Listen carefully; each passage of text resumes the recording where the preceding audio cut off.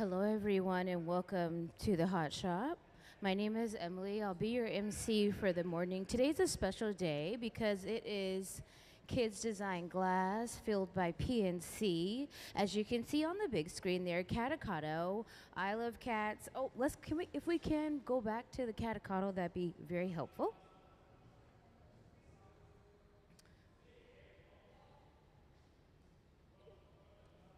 So to be able to create Catacotto here in the Hot Shop, we have to prepare the glass. On the right side of the hot shop are hands-on workshops. Thank you.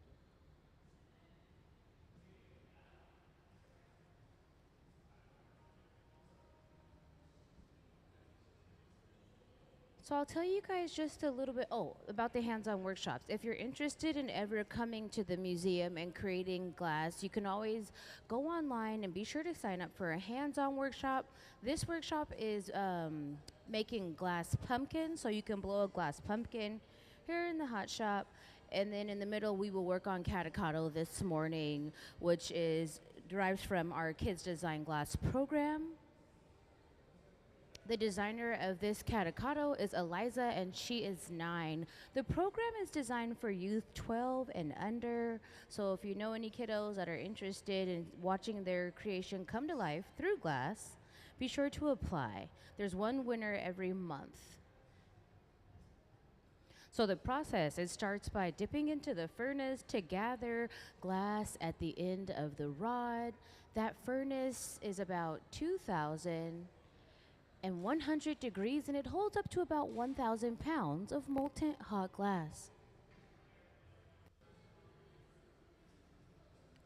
To be able to prepare to create at the bench, we have to clean the tools and prep the tools. So Trent is just currently cleaning the tools and cutting into the glass or tweezing it. That's because we don't want too much wax on the material, or we don't want them to be maybe too cold. So we're just prepping everything at the moment.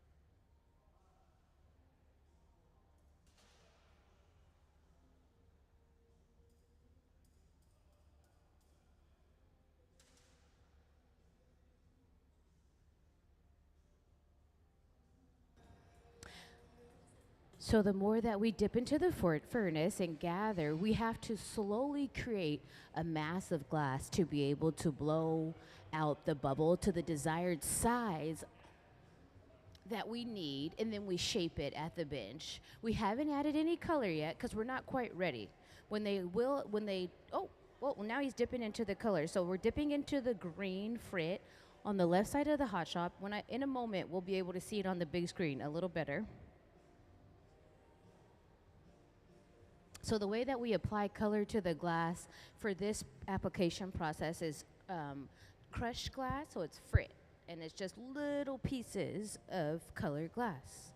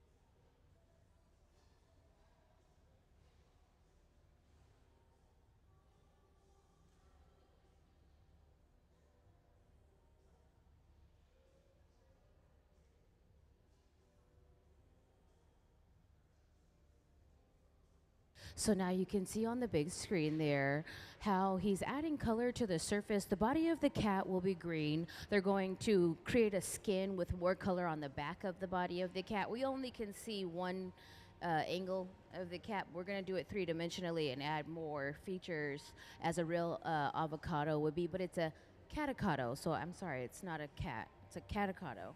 Can we see the catacado slide to get the story about catacado?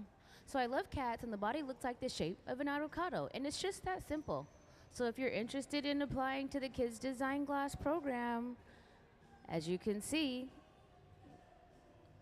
the creator loved cats, and the body looks like an avocado.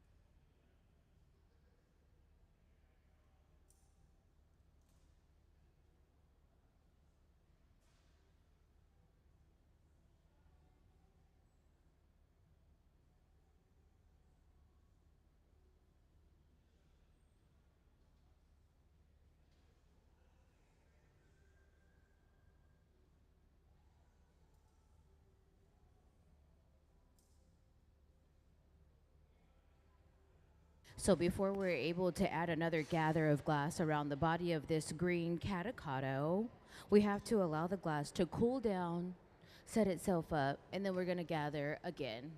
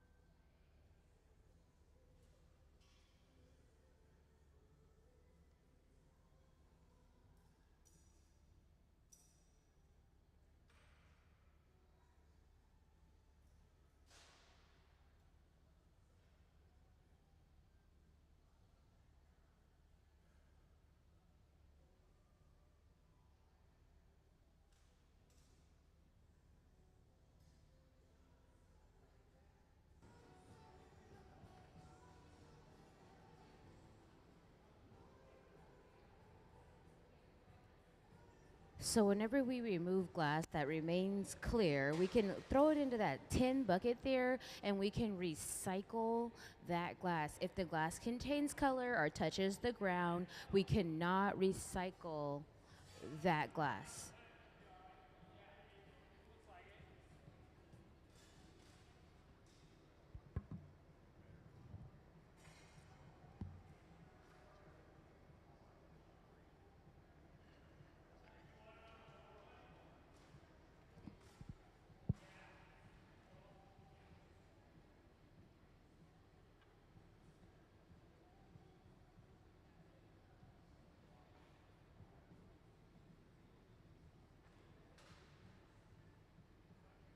When the glass looks very, very orange, that indicates it's very hot, very soft, and able to be expanded.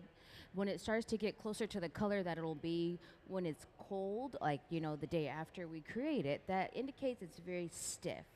So we have to stay working in and out of the reheating chambers. Can we see the glory hole diagram? The reheating chambers are designed to keep the glass super duper hot, closer or above 2,000 degrees. So if you look up there, the glory holes are powered by natural gas and forced air, and they're used to reheat the glass to keep it from breaking. And the temperature rests around 2,300 degrees. Thank you. And then at the bench, we'll go and shape the glass with a block. The block is a piece of hollowed out fruit wood that's designed to cool those outer layers down and shape the glass. And when we blow into it, it will expand evenly.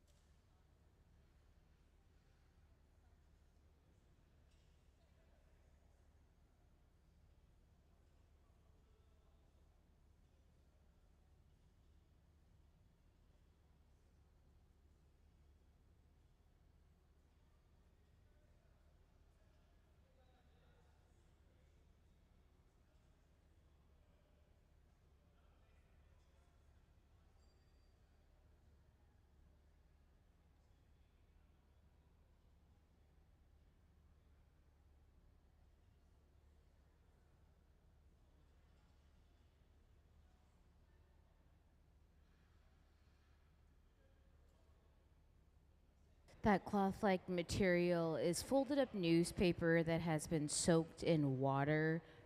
It's a really great tool for shaping the hot glass, almost as if he's using his bare hands. So you'll pay attention to Gabe. He's blowing into the end of the pipe to expand the bubble.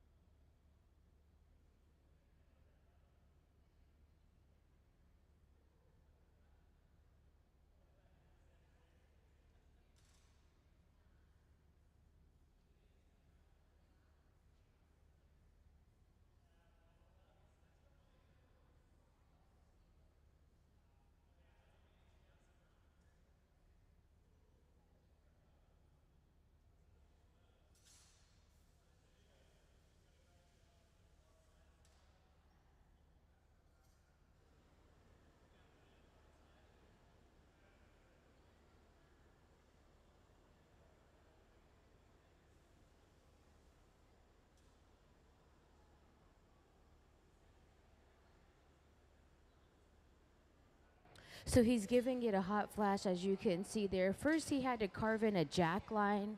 That's a line of tension, which indicates a weak point. So the end of the pipe in the beginning of the piece.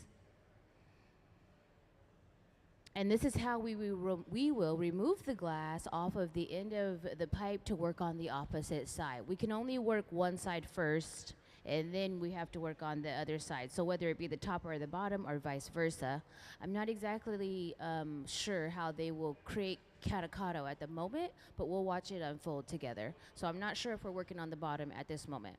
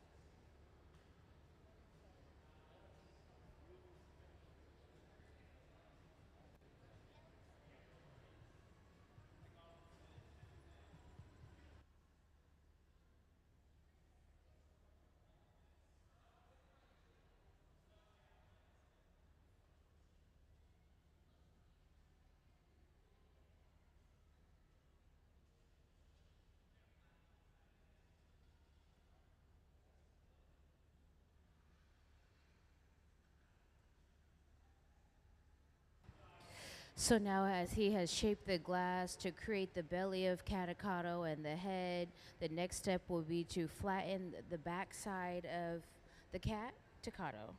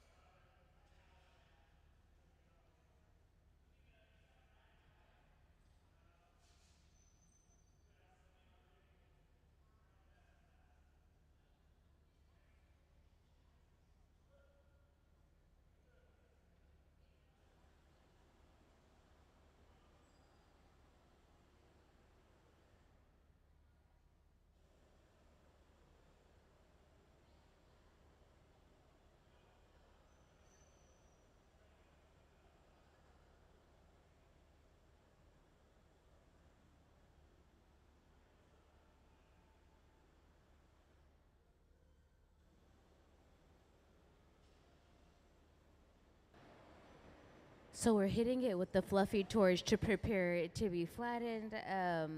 That fluffy torch, it gets up to about 2,500 degrees also. So we're just getting a certain side a little hotter than the rest of the piece.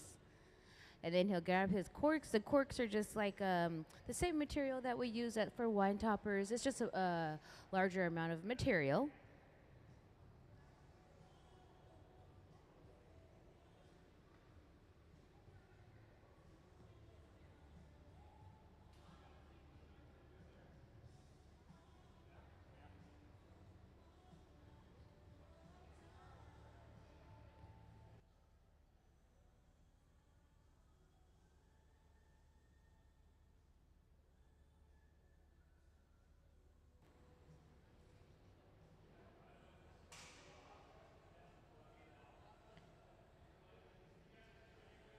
Thanks to the charitable arm of PNC for supporting Kids Design Glass. This gift allows the program here at Museum of Glass to operate without any sort of limitations. The Kids Design Glass filled by PNC is what you're looking at today here in the Hot Shop. Our Kids Design Glass program has been operating since 2004. It's one of our longest standing programs here at Museum of Glass.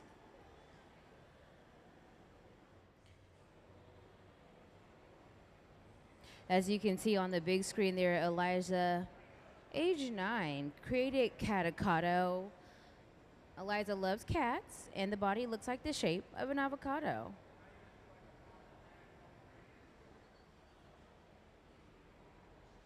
The Kids Design Glass is designed for the youth 12 and under to apply. So if you know any youth artists that would be interested, encourage them to apply. They don't have to be in Washington State only. We had kids zoom in from Korea. So it's an international program at this point.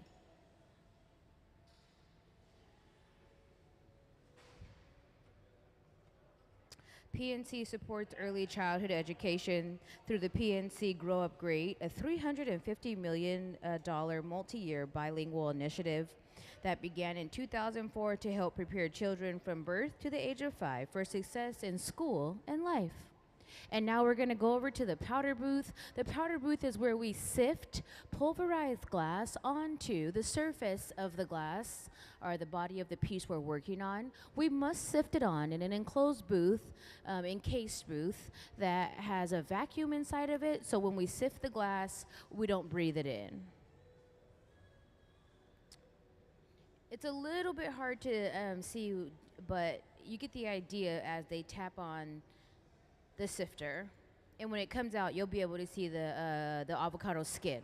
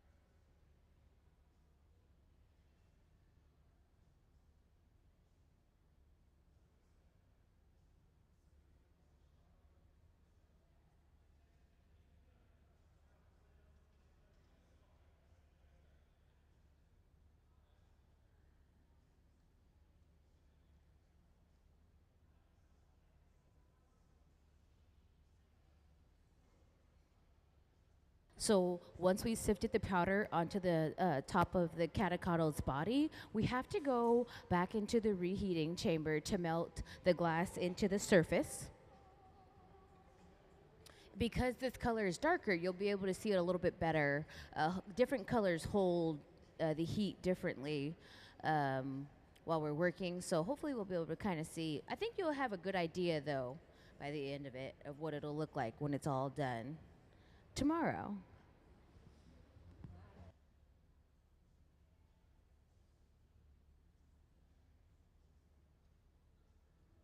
We have to work on the feet now. So Gabe is preparing the little catacado's toes, or feet, legs, legs.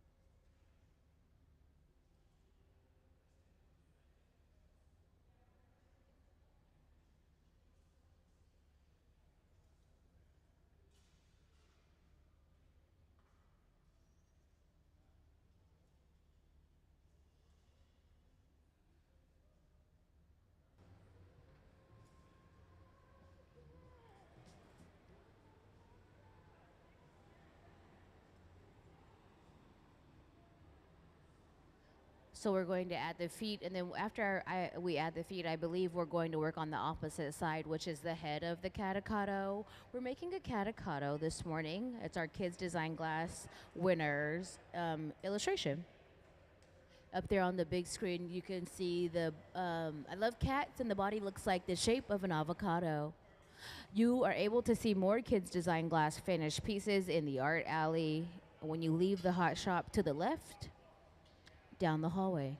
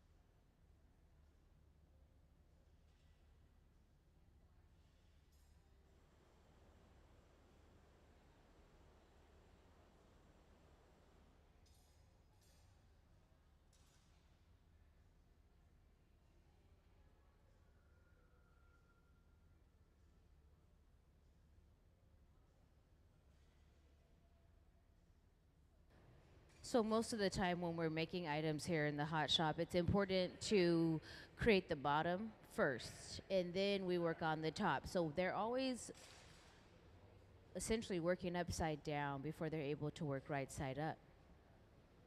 And here comes another foot, I mean leg, sorry, I keep calling them feet, legs. So he can, or so the cat can stand. I love the skin of the avocado. It looks very, very real. It's great.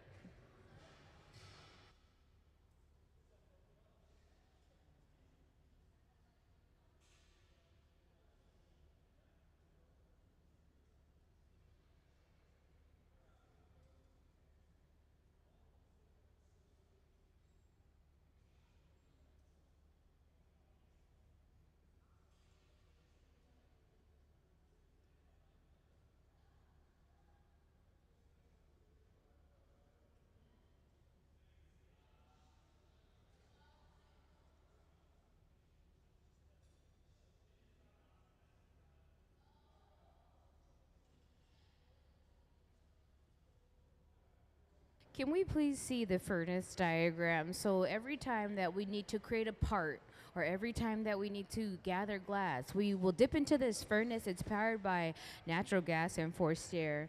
It runs 24 hours a day, 7 days a week, and it holds about 1,000 pounds of molten glass, and it rests at 2,100 degrees. So now we're preparing to transfer this piece off of the blowpipe we started on to a transfer rod, so we're able to work on the other side of Catacado, which is the head.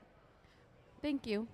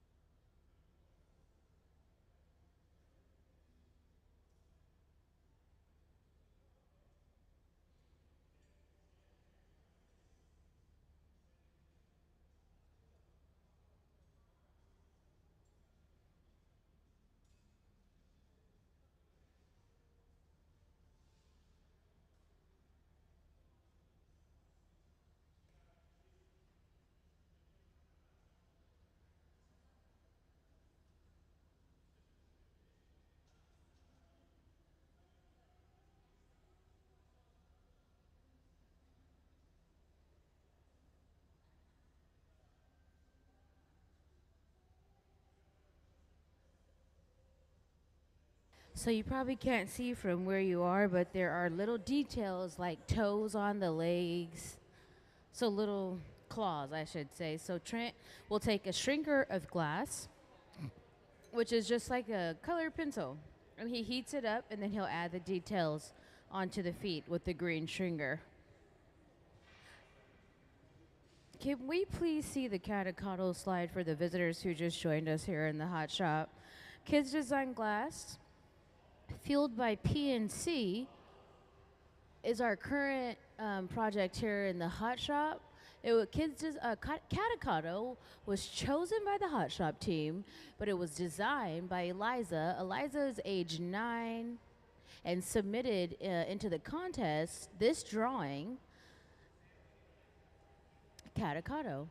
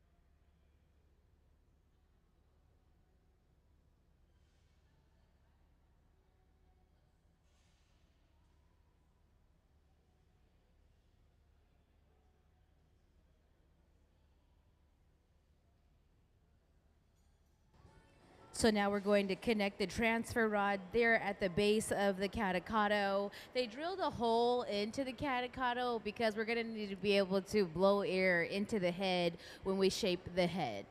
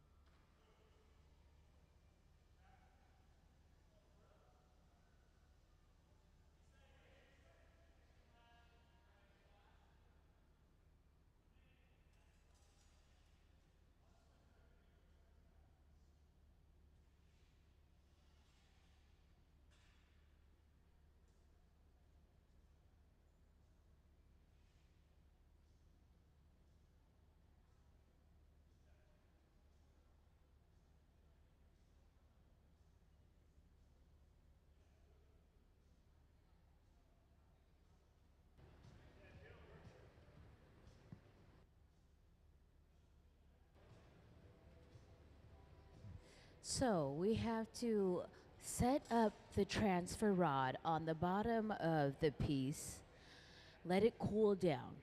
After it's properly cooled and stabilized, then we'll add water to the jack line that he carved in earlier and release catechado from this pipe to work on the head on the opposite pipe. So a little water on that jack line, that'll create thermal shock. We'll tap the pipe and the vibrations will release the glass.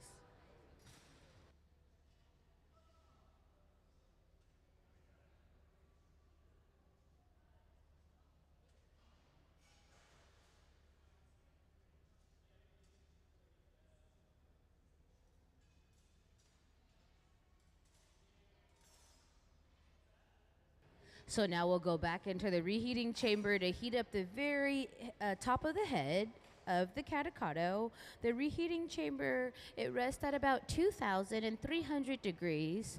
It is designed to keep the piece nice and hot. We don't want to be below 1,000 degrees ever to prevent any sort of shock. The glass wants to stay very hot, very, very hot. So this chamber allows us to be able to work and create at the bench.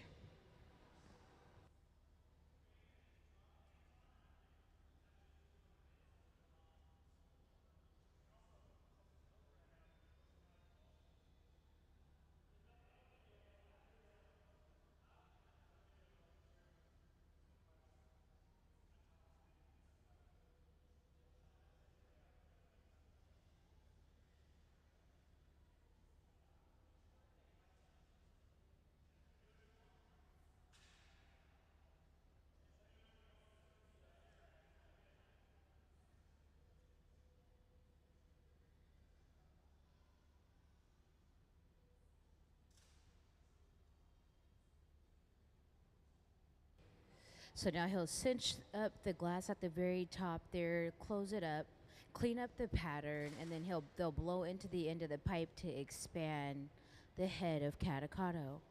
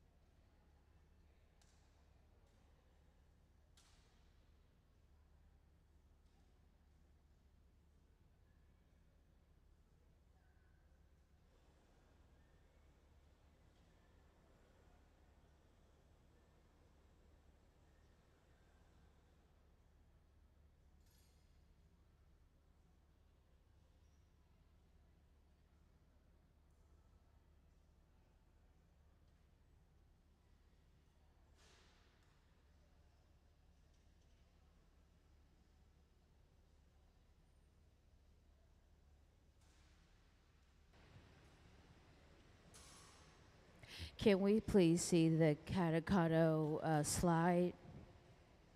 We're getting closer to slowly but surely completing Catacado. There's a few more steps for the face and the hands. We've built the body.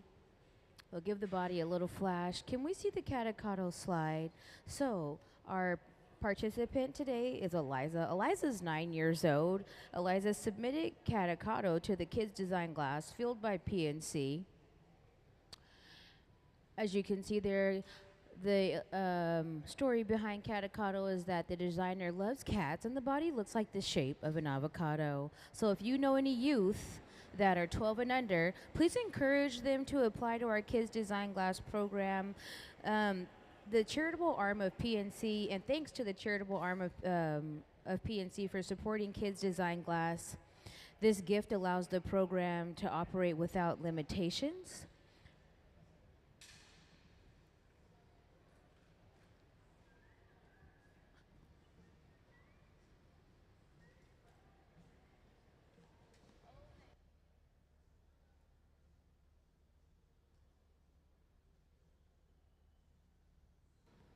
So add a little bit of glass. So the bits are solid, but the body of this catacado is hollow. We blew the bubble out, added color over the surface of the bubble that we blew out, and that's why it looks like it's solid, but no, it's a hollow body. But the little bits are typically solid pieces, bits of glass.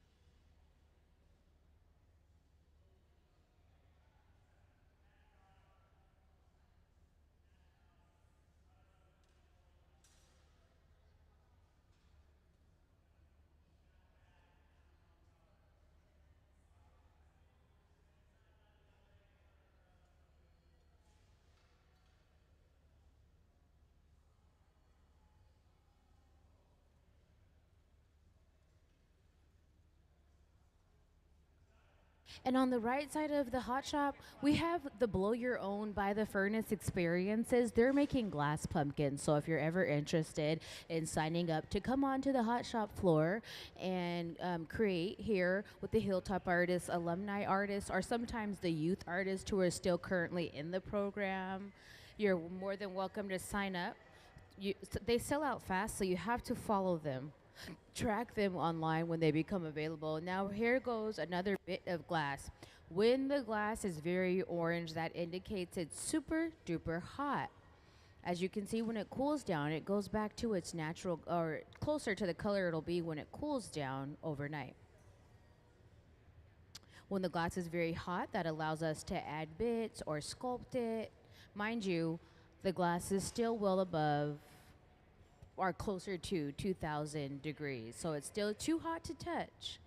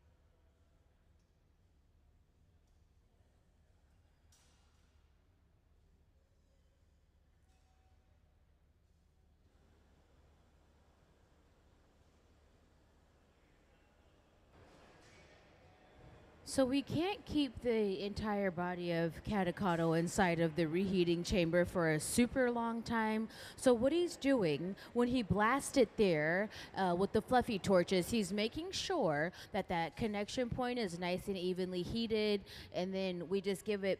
So when we go into that reheating chamber, that portion goes into the reheating chamber last, and it comes out first. So he's making sure that that area is nice and hot, but not too heavily concentrated with heat, because we don't want that area to get too hot, which then will become loose and it'll compromise the integrity of the piece being on axis properly. So they're able to rotate and add more bits.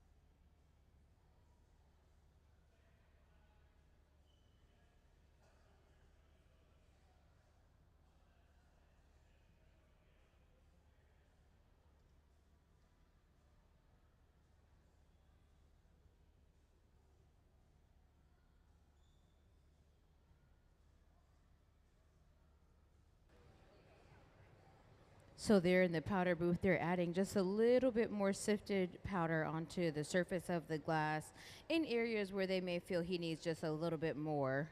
I mean, sorry, the cat.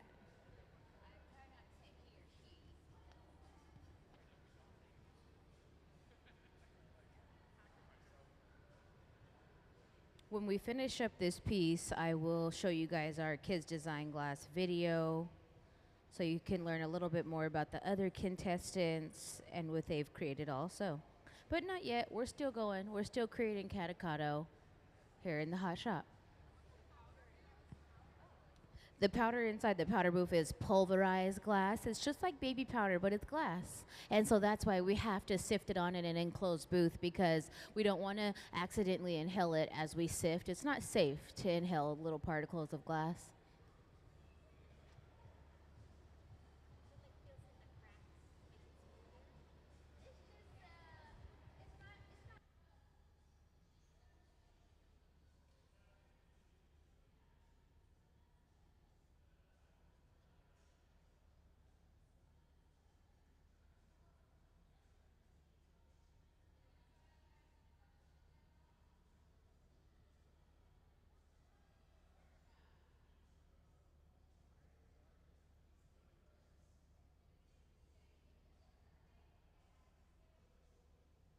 So all the orange-faced ovens are the same.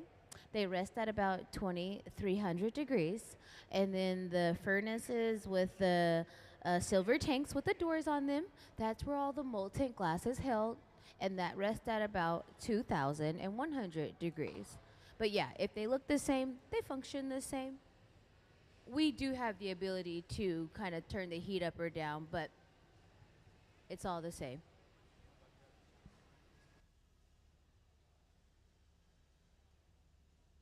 So as you can see, he's dipping into the furnace. The glass that we gather from the furnace is clear. We add color today specifically by dipping into these bowls of chopped glass. It's frit. It's crushed glass, little bits of colored glass to add color to the surface. We have to add color into, or we have to apply color to the clear glass because it's a lot more efficient. It's not as costly because color comes out of these big furnaces, and so we don't have the ability to house that. So we add color into the process.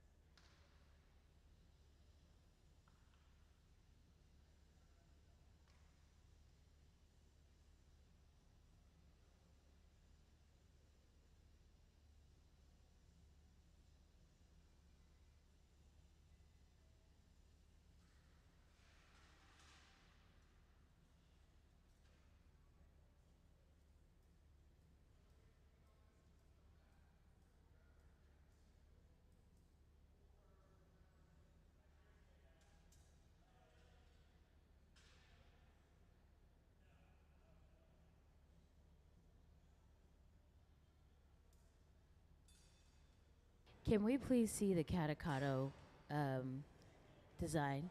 So there on the big screen is what you're watching come to life here in the hot shop. Catacado, designed by Eliza, who is age 9, submitted to the Kids Design Glass program filled by PNC. Their illustration, program is designed for the youth 12 and under. So if you know any youth artists that might be interested, we draw a contestant once a month from all of the submissions that we get in the Grand Hall, or sometimes people mail their submissions in because they may not have the inspiration to draw an idea at the moment in time. So that is where the inspiration for that's where the inspiration for today's work came from, was our Catacado submission for our Kids Design Glass program fueled by PNC. And so Trent will go back in with that little piece of cane. It's a skinny piece of colored glass to draw the claws onto the hands of the cat, Takado.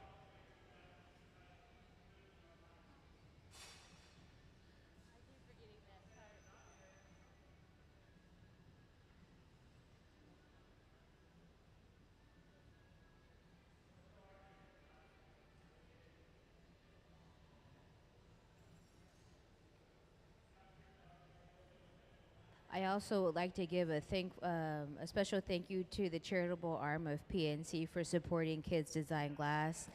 Their gift allows the program to continue to operate without limitations.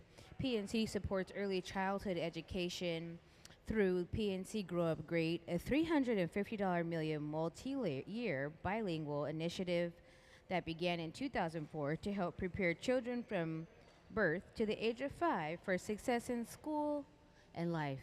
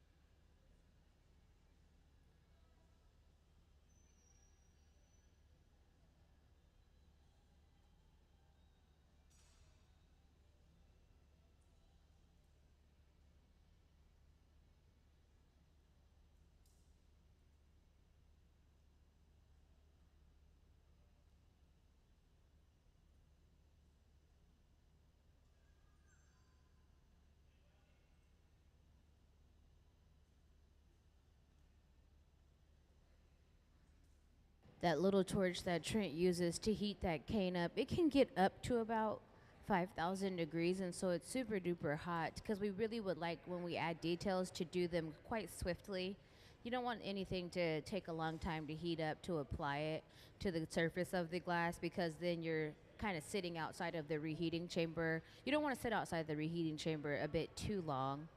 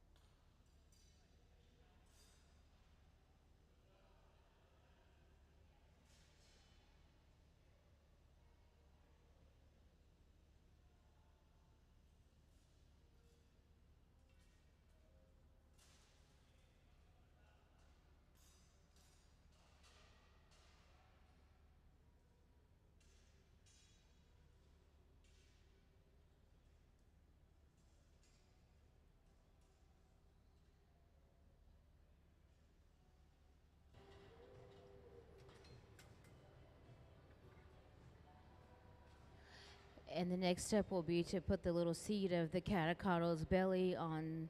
And so at the left side of the hot shop, he's prepared the seed of the catacottle belly, and then we'll attach the extra part.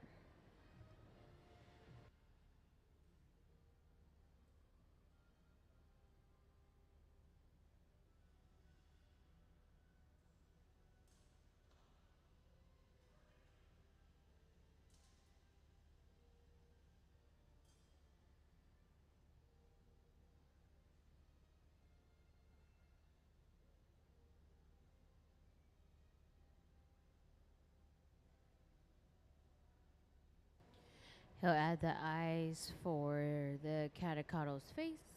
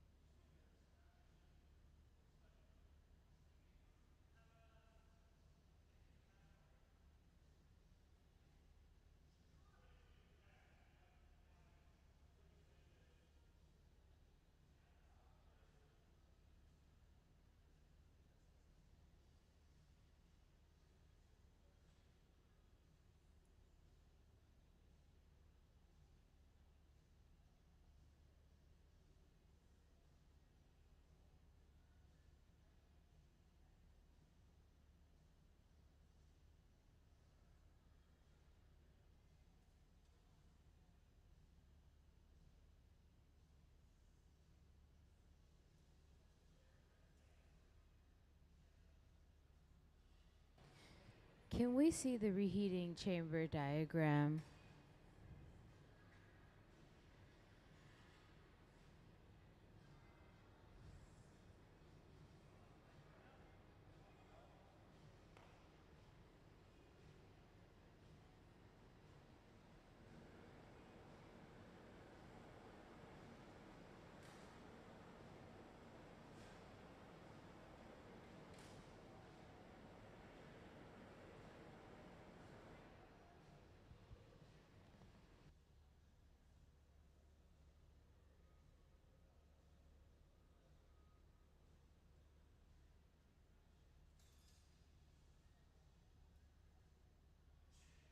Now that you're able to watch these pieces to come together here in the hot shop, you have an understanding of how much time it takes to add every little bit of color and every part.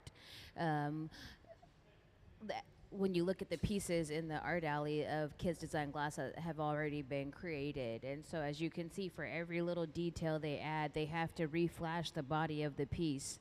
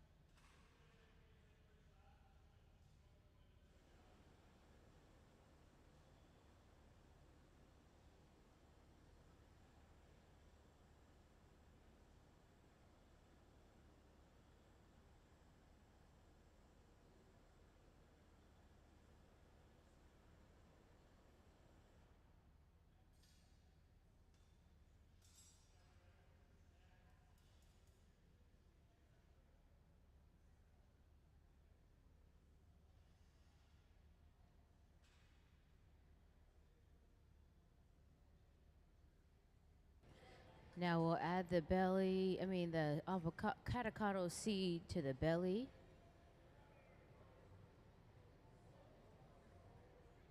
Release that extra pipe.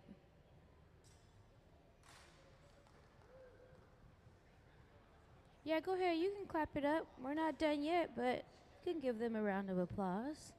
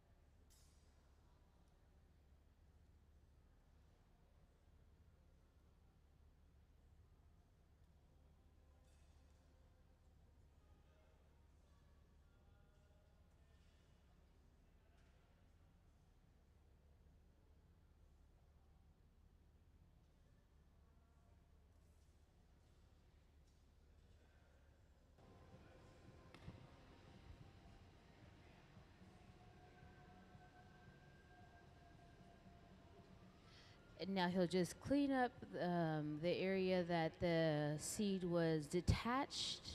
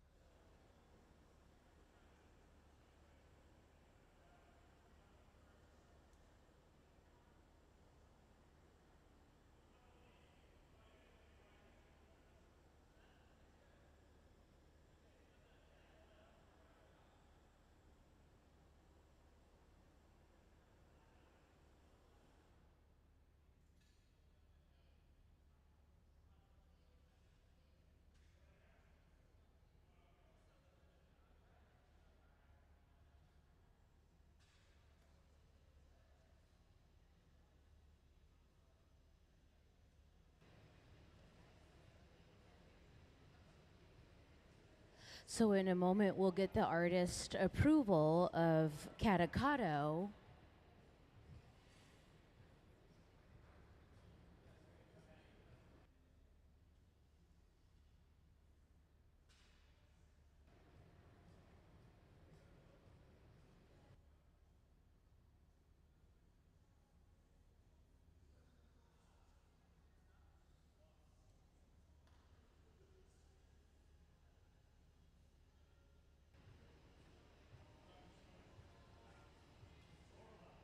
One piece is being created that'll stay with our permanent collection, and then we're going to make another piece that'll get to go home with the designer, Eliza.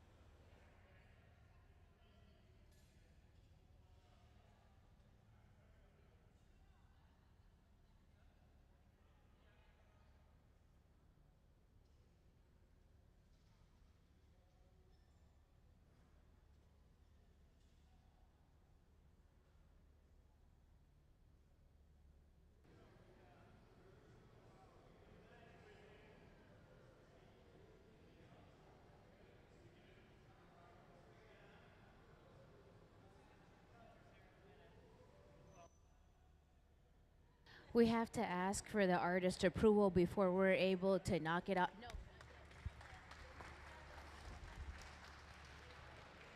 Before we're able to knock it off the pipe and then place it into the annealing oven, we have to place the glass that we make here in the hot shop into the annealing ovens where they'll slowly cool down overnight to prevent any sort of thermal shock. Our Kids Design Glass program, again, is filled by PNC. And we just want to extend a special thank you to the charitable arm of the PNC for supporting Kids Design Glass. And the gift that they gave allows for the program to continue to operate without limitations. So we'll give another little flash to the base there. We want that area to be super duper hot. And so when we apply water, the thermal shock will set in and help release the catechado off the end of the pipe.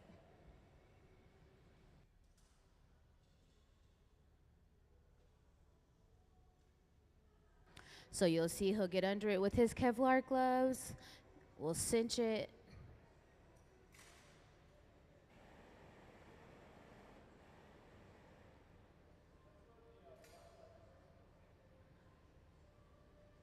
One more flash, and then we'll add some water to the back of that pipe.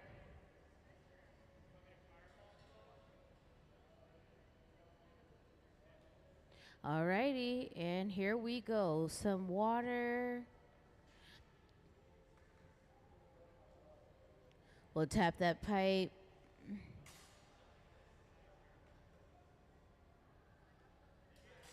All right. And catechado is complete. Let's give a big round of applause. Clap it up.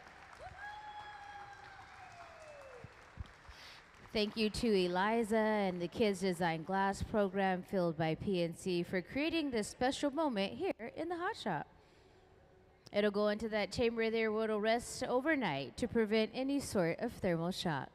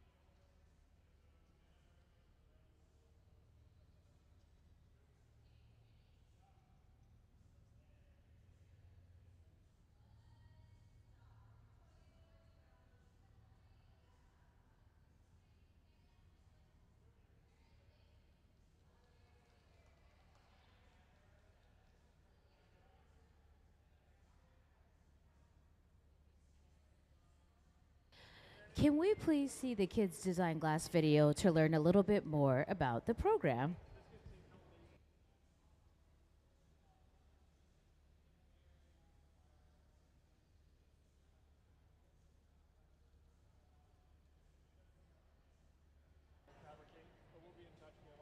Can we please see the Kids Design Glass video?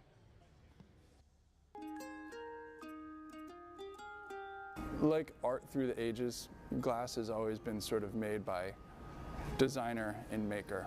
And so to highlight that relationship, we created Kids Design Glass, where kids age 12 and under can make a drawing and submit it to us. We'll make 2 pieces, give one to the family, and we'll keep one to put in our collection and build the exhibition that has been Kids Design Glass. We get a huge stack of drawings and we sift through them to pick the ones that we can make and the ones that are interesting. 200-300 drawings a month, so we get a stack of drawings. We go through each one. It's a drawing and a story about the drawing. Probably the most unique drawings are the ones that really stick out. the ones that aren't like based on a character that they've already seen, the ones that come straight from their imagination. Usually kids by that age, they're not really tainted by like pop culture and outside influences. They kind of like what they like. My original idea for the rainbow marshmallow, when the marshmallow melts, what comes out are their tears. And this one cries rainbows. Like in the inside, it's all rainbow. It was the first time that I was like kind of made contact into like the glass blowing world. And what was really fun about it was knowing that a piece that I've come up with that is like part of my self-expression was like interesting enough for others to like incorporate it into the real world. Being in a creative environment, I think that builds self-esteem, and the fact that they're going to have this thing that they're going to have the rest of their lives of something that they had as a child, and then knowing that they're actually like in a museum collection, which is pretty incredible when you're under 12 years old. If any other kids are entering the program, then I'd say I really hope that your art gets chosen. It is really mesmerizing to see the details being put on. I was just very happy that the Hot Shop team actually chose my art. Who knows, maybe if you're timing it just right, you could actually get up there when your art is like being displayed up there.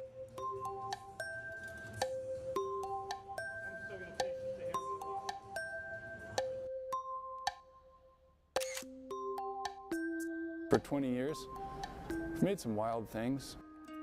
It's so free, and I would say loose, but what we really pay attention to is making sure that we're capturing all the details. There's so many challenges in making the kids design drawings, and I think that's something that maybe the average viewer wouldn't notice.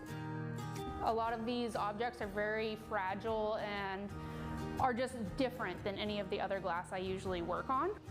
The way the kids draw them, they just have no idea of what, glass can do. So they just draw it however their mind imagines this object. We're talking with them, making sure that we're seeing the color the same way, making sure that, the eyes are on one side or are they supposed to be on both sides. Appendages and weird helmets, they're all great challenges and things that we wouldn't necessarily run into without this program. I think it's inspiring for us as glassmakers, and I hope it's inspiring for the kids doing the drawings. I hope the kids kind of see that their creativity is this muscle that they need to exercise.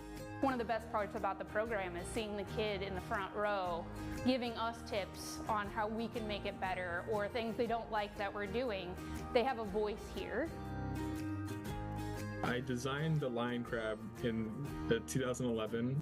Just recently, we went back to the museum, and seeing my piece on display at the museum was just incredible. I mean, we have times where people come in the crowd and some young adult, in their 20s or early 30s, is like, hey, you made my kids design glass, and they bring out their phone and show us a picture, and it's them like 10 years old, and it's to see the impact that we've made.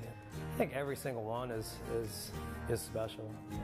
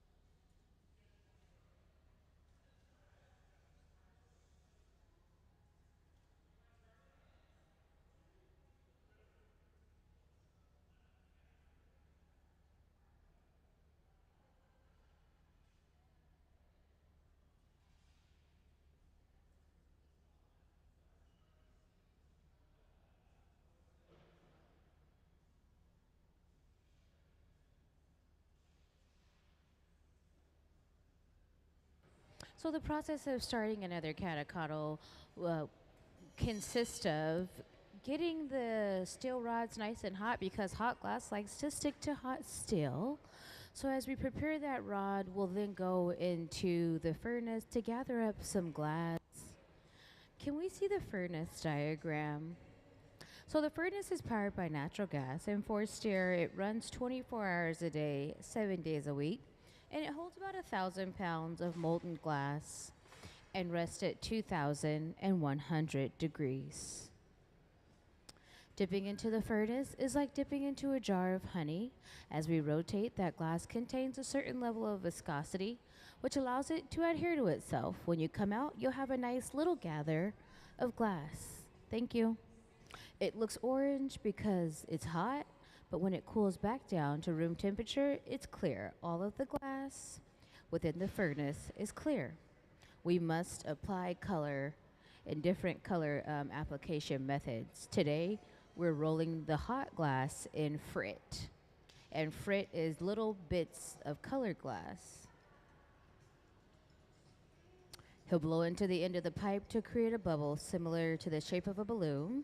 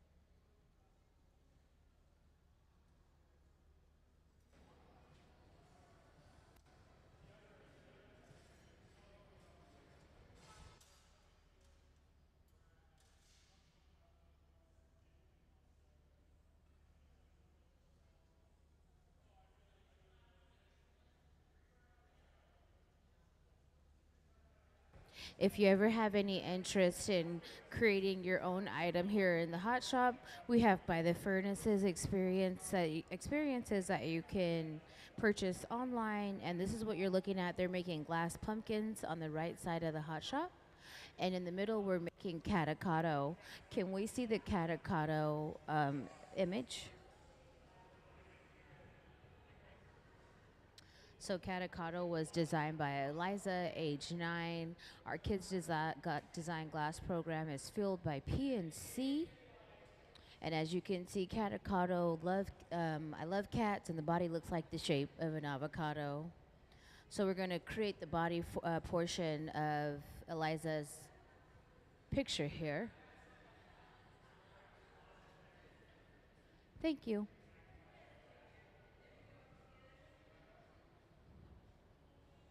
So PNC is fueling this program, and they also support early childhood education through the PNC Grow Up Great, a $350 million multi-year bilingual initiative that began in 2004 to help prepare children from birth to the age of 5 for success in school and life.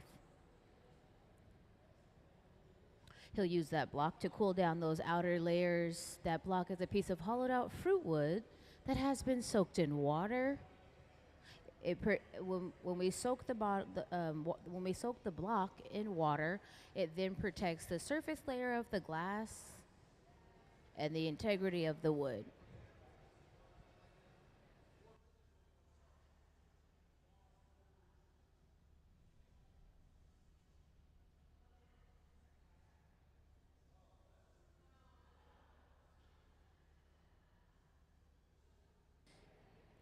As you can see, the glass looks orange. That's just because it's very hot.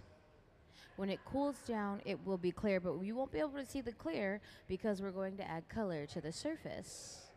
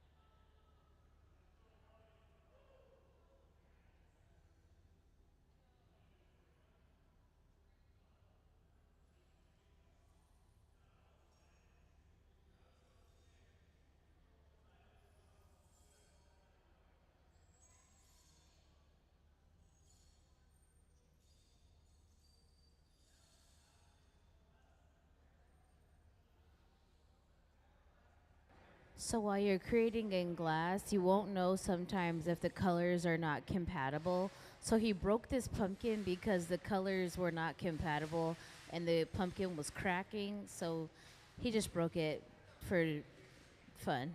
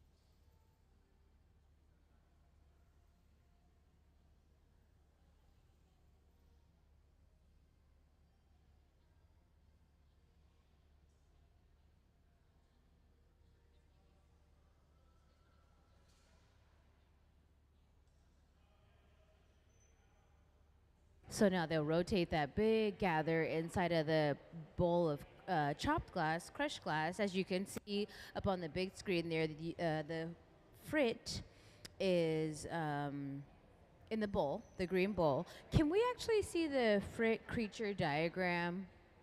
So when we rotate the glass in the end, it'll have these little bits of space in between, but it can become very dense. And so this is how this creature got color, by rotating every part of it in frit.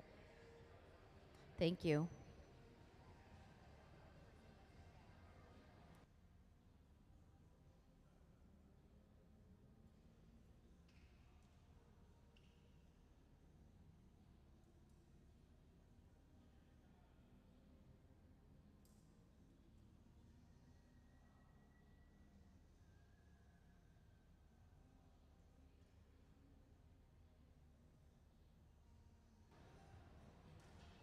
So as we work in and out of these reheating chambers, they rest at about 2,300 degrees. Can we see the glory hole diagram?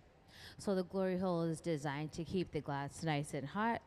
It's powered by natural gas and forced air, and it's only used to reheat the glass to keep it from breaking. And the temperature rests at about 2,300 degrees. Thank you.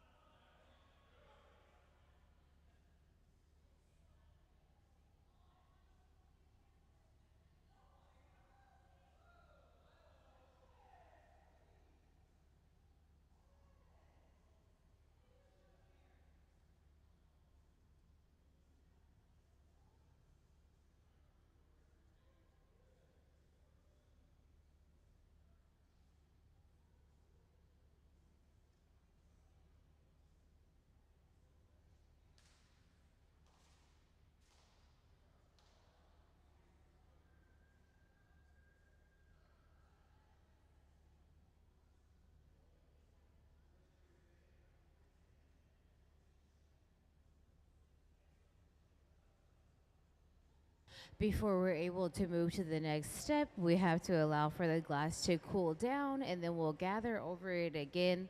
The more mass that we gather at the end of this rod, the more we're able to blow out the body of the bubble and then shape the piece.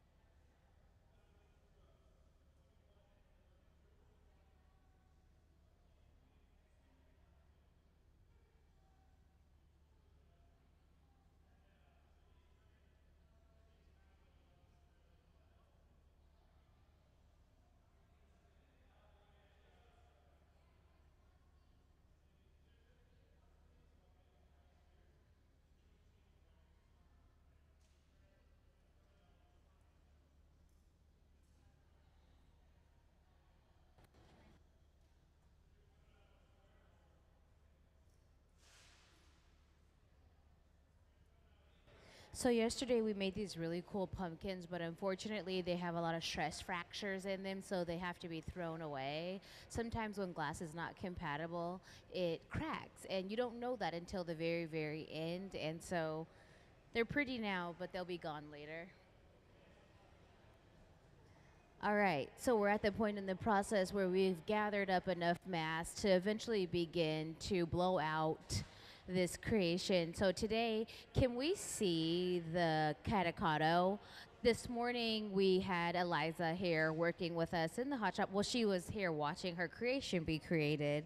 Our Kids Design Glass program, Fueled by PNC, is what we're working on. So now we're going to work on the second part, which means creating a whole nother catacotto, because when the youth participate in this program, one piece is made for our museum to keep and exhibit, and then the other piece goes home with the family.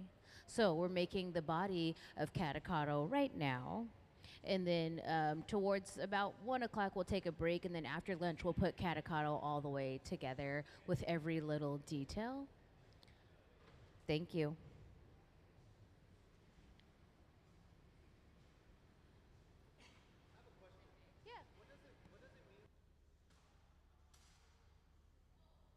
So glass, all glass is different that you look at. So the glass here in the furnace is soft glass, and then like different glass like pipes and bongs and rigs, that's a different type of glass. Even window glass, all glass is different, meaning that it can expand and retract at different rates. So it's the coefficient at which it expands and retracts that makes it different. So it's all created with different COEs. And so the two different, so the glass here, they had two different coefficients of expansion and retraction. So when it tries to cool down altogether, it cannot.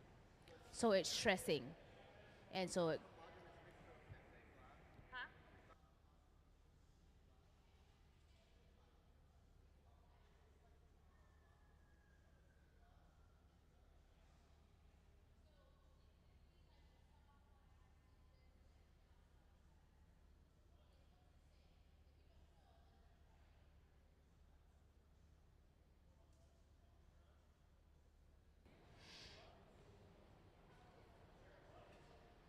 he'll blow into the end of the pipe to expand that bubble. And then with that cloth-like material, he'll shape the glass almost as if he's using his bare hands. The paper is just folded up newspaper. The tool is folded up newspaper that has been soaked in water.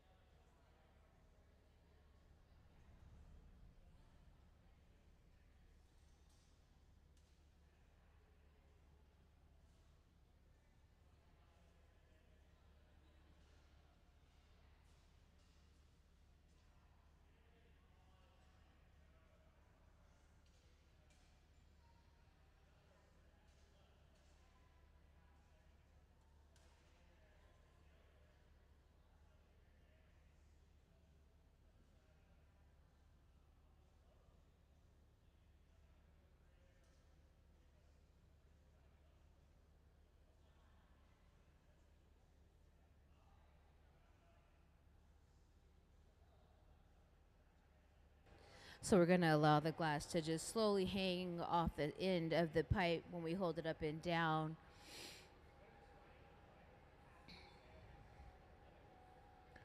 We'll prepare to add a jack line into the body, so he'll give it a little flash there at the end of the pipe. We want this area, it's a preheat, we want this area to become very, very soft so we can carve into the glass.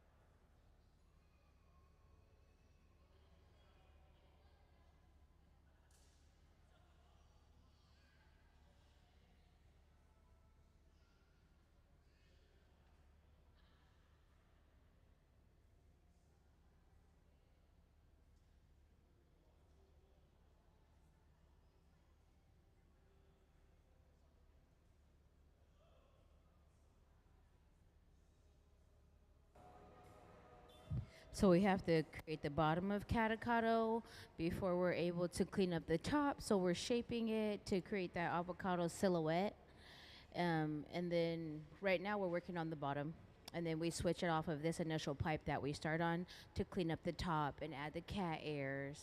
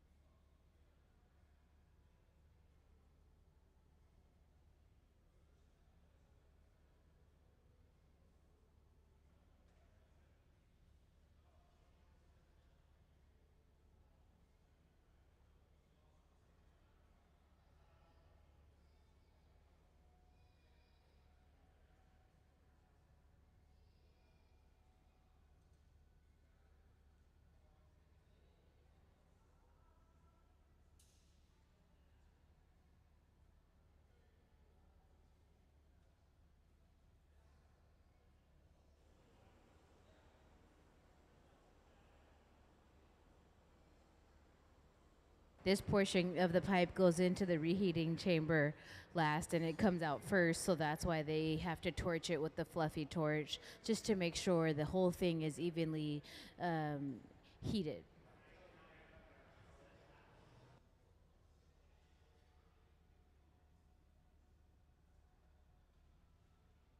And then he'll reinforce that jack line with those jacks. He'll pinch his grip and carve into the surface of the glass. It'll help indicate the end of the pipe and the beginning of the piece.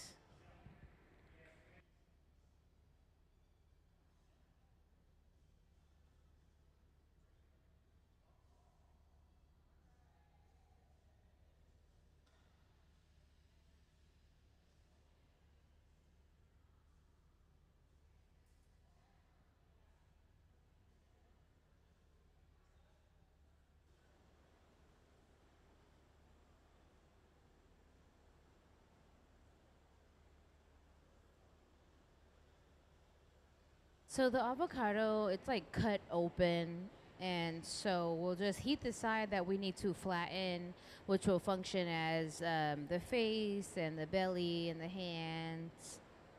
So we'll flatten one side.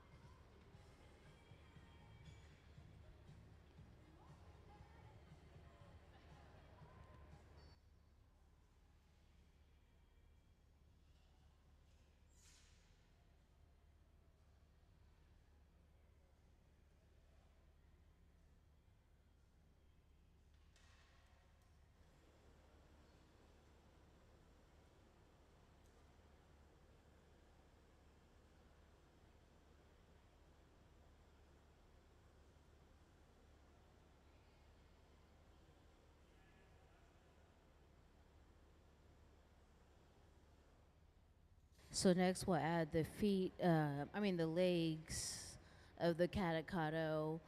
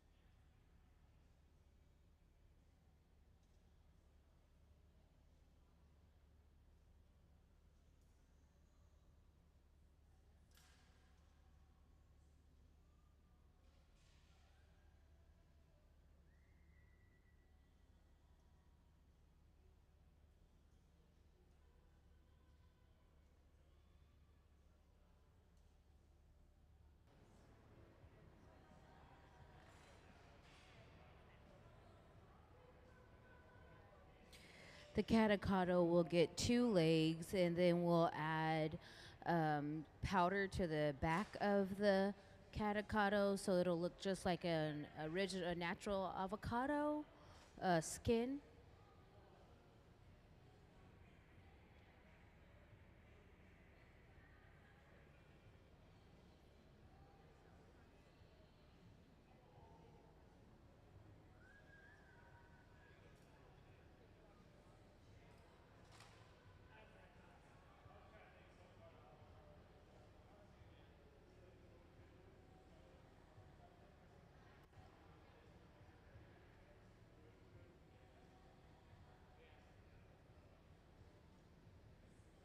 For the visitors who just joined, can we please see the catacado image? Catacado was an illustration from our Kids Design Glass program, fueled by PNC.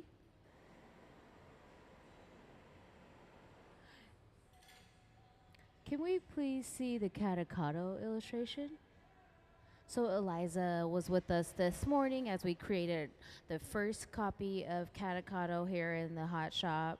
As you can see, Eliza loves cats, and the body looks like the shape of an avocado. And if you know any youth artists 12 and under, please encourage them to apply to our Kids Design Glass program, which will, if they're chosen, that means they'll be able to come back here to the hot shop with their family and watch their illustration be created in glass. One piece stays in our permanent exhibit, and so it'll circulate within the art alley, and then one piece goes home with the family. This is also an international program. You do not have to just live here in Washington State in order to participate. We had some young kids from Korea Zoom in and watch the creation here in the hot shop, and that is I don't know the exact name, but it's in the art alley. You'll be able to see. It's a little cloud.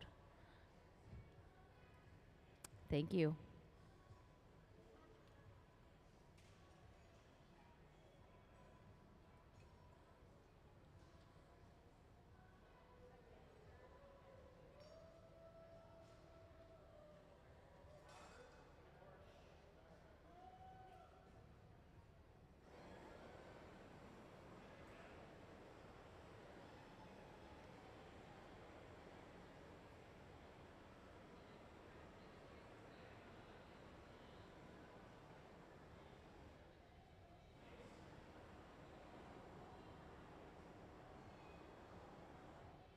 So just give it a little preheat, flash it with the fluffy torch, and then we're going to add the skin of the avocado. We're going to sift powder on in the powder booth. The powder is also pulverized glass. It's just like baby powder. We have to sift it on in an enclosed environment because we don't want to accidentally inhale glass powder.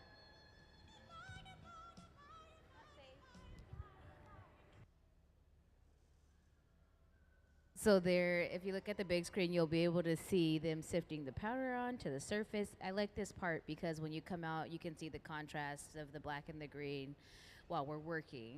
It's not going to be exactly what it'll look like when it cools back down, but it still looks very much so like real avocado skin.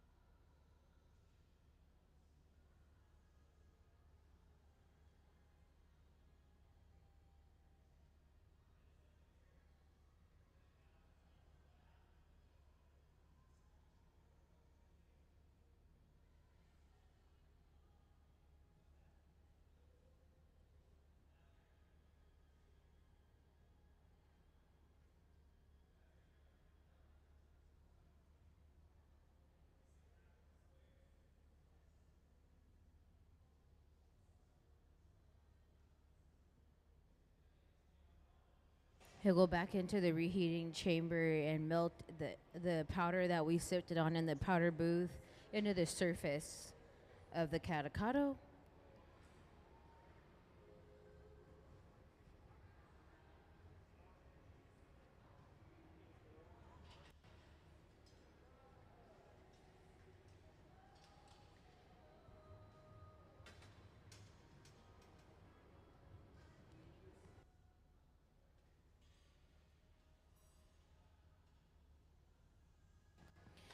With this cane, he uses different pieces of colored glass, kind of like a colored pencil, but a little thinner.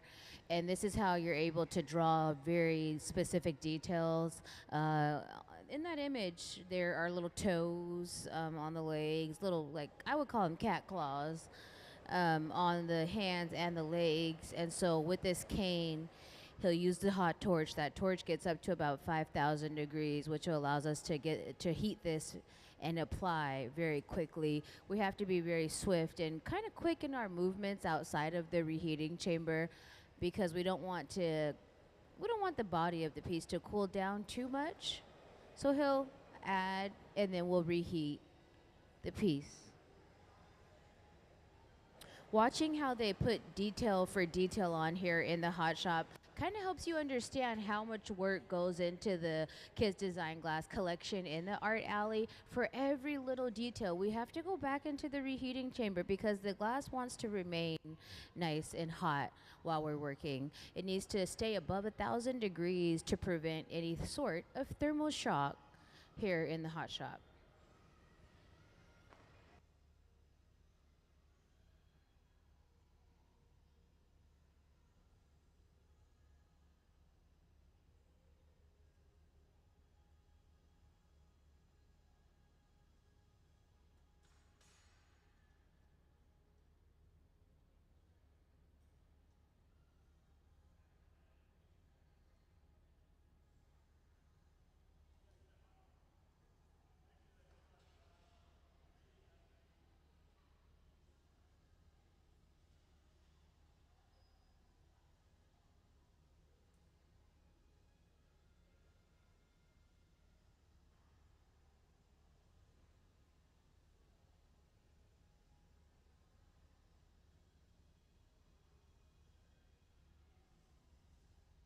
So he used the tungsten rod to drill a hole into the base. We're going to prepare to transfer the body of catocado off of this initial pipe we started on so we can clean up the top. And so we need a line of air.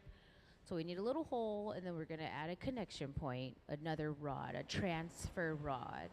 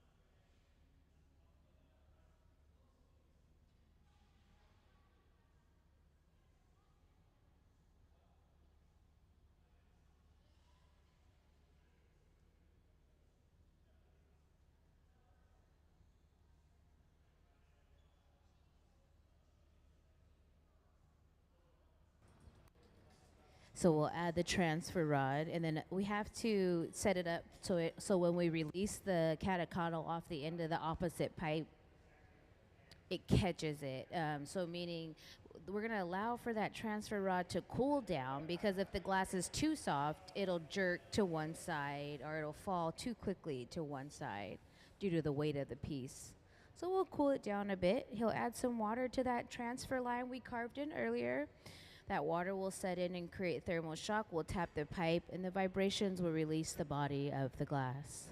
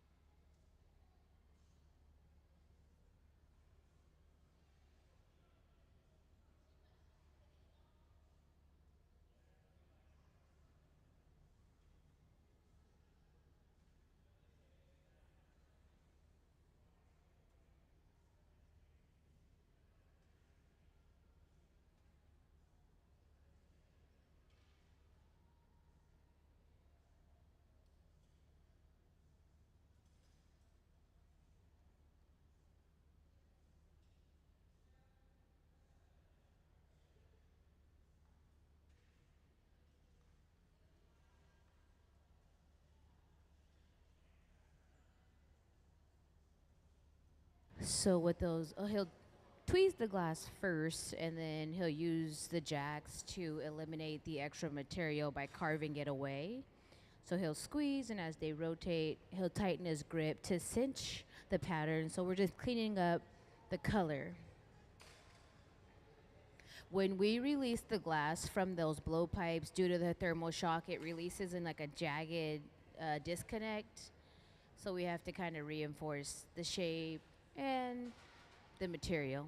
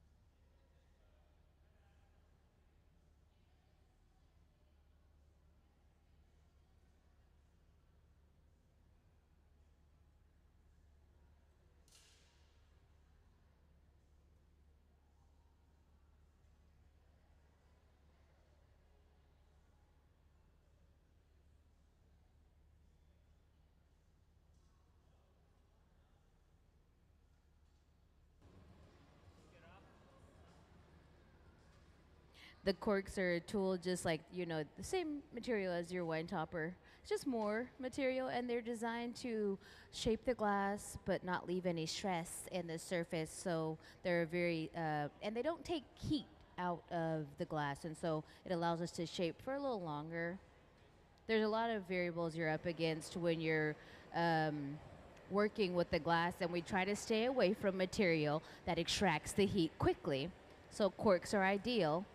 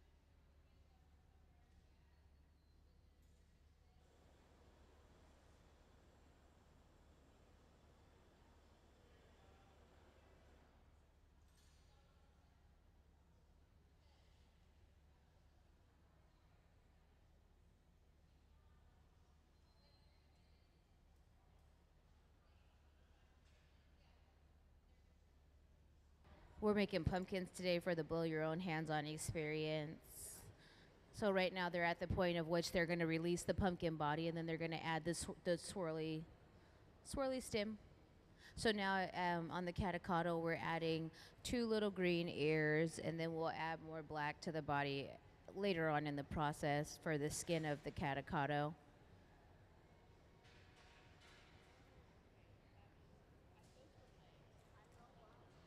No, that's the, yeah. So we always have to work the bottom before we are able to clean up the top. So now we're adding the ears, and we're working on the top of the Catocado. Can we see the Catocado illustration?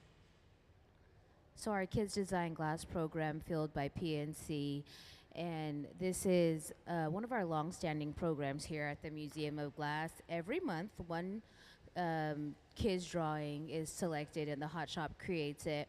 Eliza was here with us in the hot shop this morning watching Catocado be created, and then one piece will go home with her and the other piece stays in our permanent collection. And this program is designed for the youth 12 and under to inspire them to create like fine artists do here in the hot shop.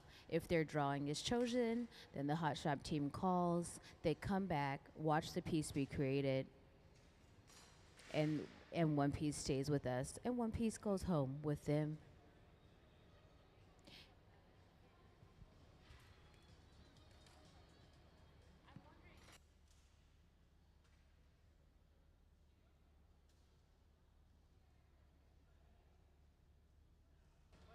So can we please see the Kids Design Glass video to learn a little bit more about the program?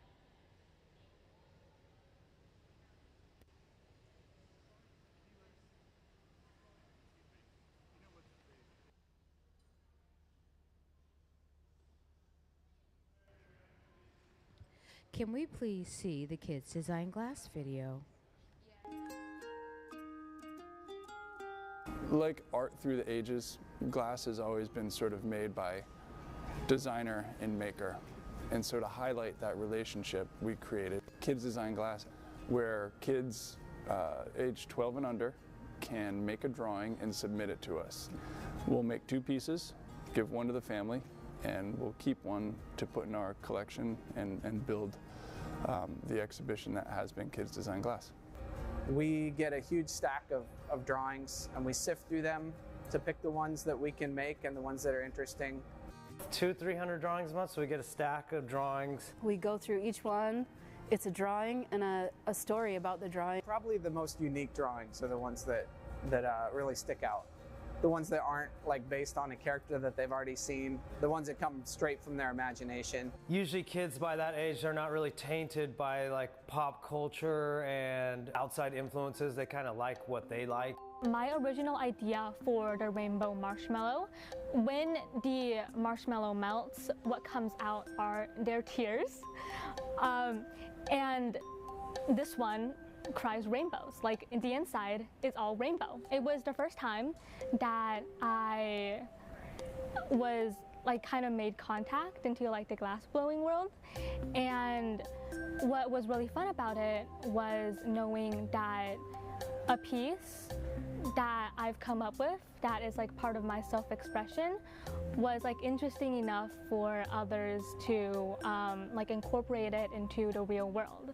Being in a creative environment, I think that builds self-esteem, and the fact that they're going to have this thing that they're going to have the rest of their lives of something that they had as a child, and then knowing that they're actually like in a museum collection, which is pretty incredible when you're under 12 years old. If any other kids are entering the program, then I'd say I really hope that your art gets chosen. It is really mesmerizing to see the details being put on. I was just very happy that the Hot Shop team actually chose my art. Who knows, maybe if you're timing it just right, you could actually get up there when your art is like being displayed up there.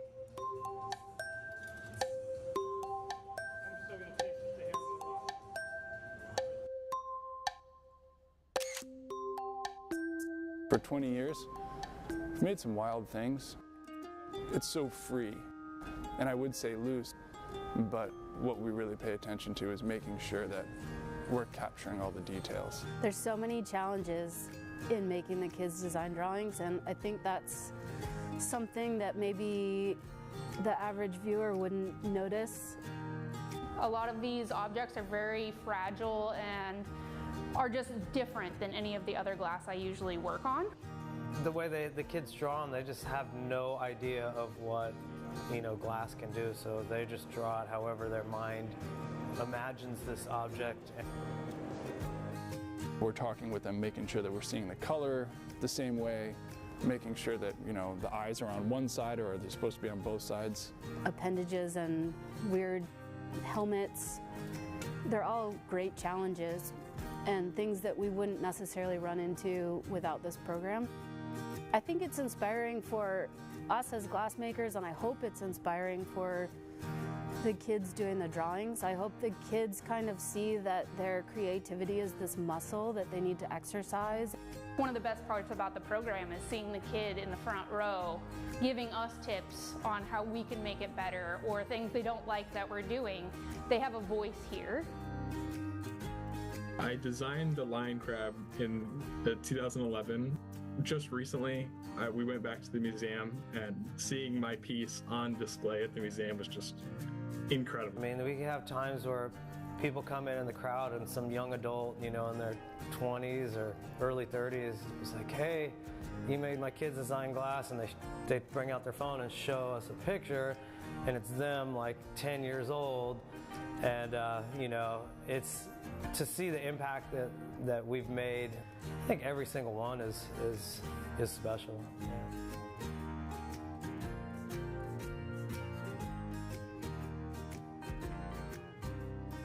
So be sure to share this information with the youth that are 12 and under. This Kids Design Glass today was fueled by PNC, and I just want to extend a special thank you to the charitable arm of PNC for supporting Kids Design Glass. This gift allows the program to operate without limitations and a ton of fun. We'll do this once a month, every month here in the Hot Shop. We'll select a Kids Design Glass winner. If you guys have any questions, feel free to shout my name out. My name's Emily. I'll be happy to answer your questions. Around the 1 o'clock hour or so, we will take a lunch break, but continue to hang out with us here in the Hot Shop. You don't have to go anywhere. We're adding powder to the surface of the glass there in the powder booth. Powder is glass, also pulverized version of colored glass.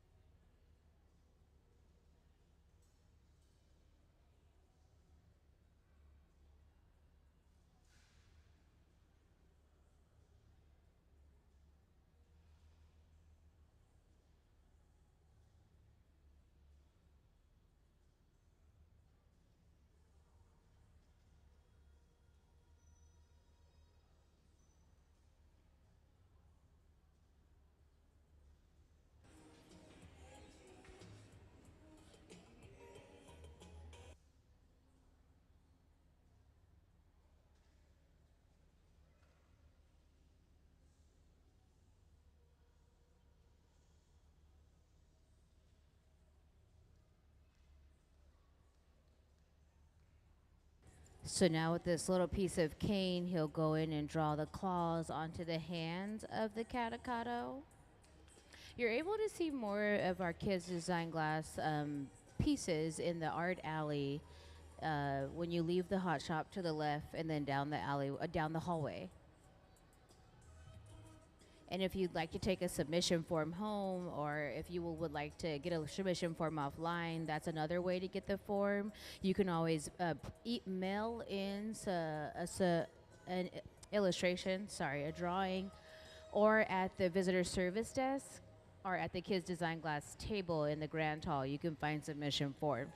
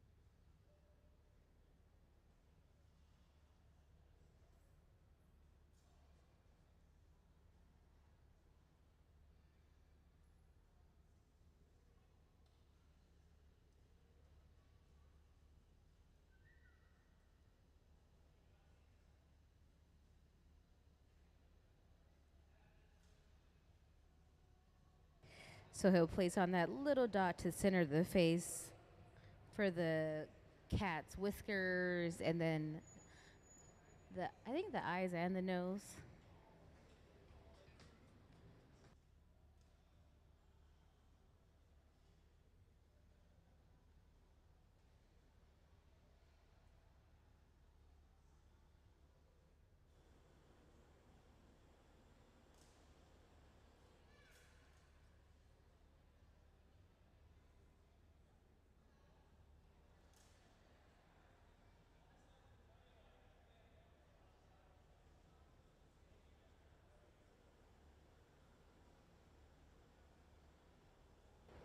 This portion of the pipe goes into the reheating chamber last, and it comes out first, and so we have to make sure that this area is nice and hot. This is our connection to the process. So that is why he's flashing it with the fluffy torch at the bench.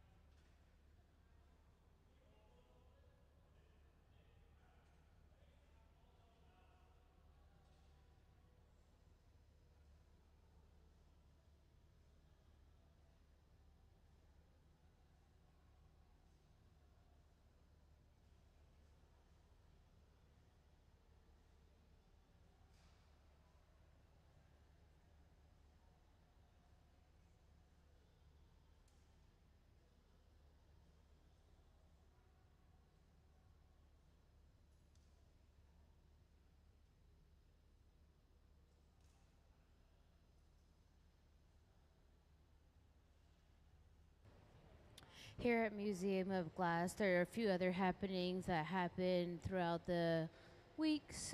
Every third Thursday, we have the Hilltop Artists, Youth Artists come and work here in the hot shop from 5 to 8, and we're open free to the public that evening. So if you're ever interested in coming and watch the Hilltop Artists, Youth Artists create here in the hot shop, be sure to mark your calendar for third Thursday, and that's 5 to 8 p.m.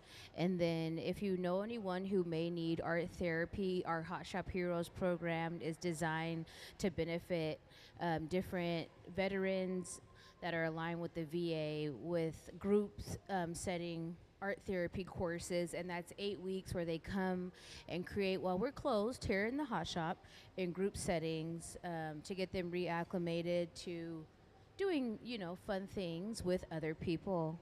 And so if you know anyone that is in need of some art therapy, be sure to look at our Hot Shop Heroes program and get them signed up for the program.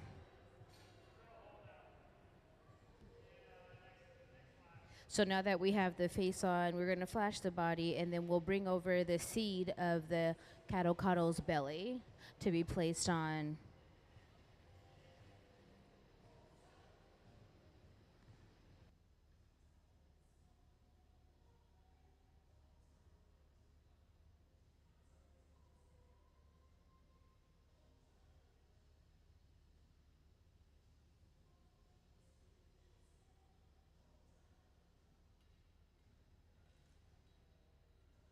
He drilled a hole into the middle there, so when they add the seed onto the belly, if we need to expand it in any way, we will be able to.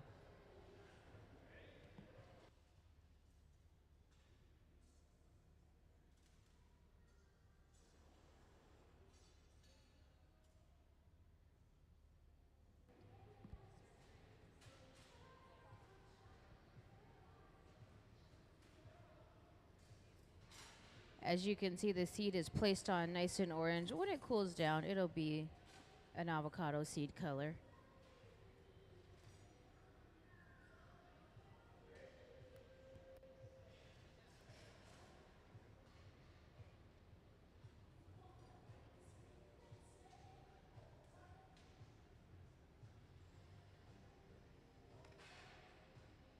That was quick.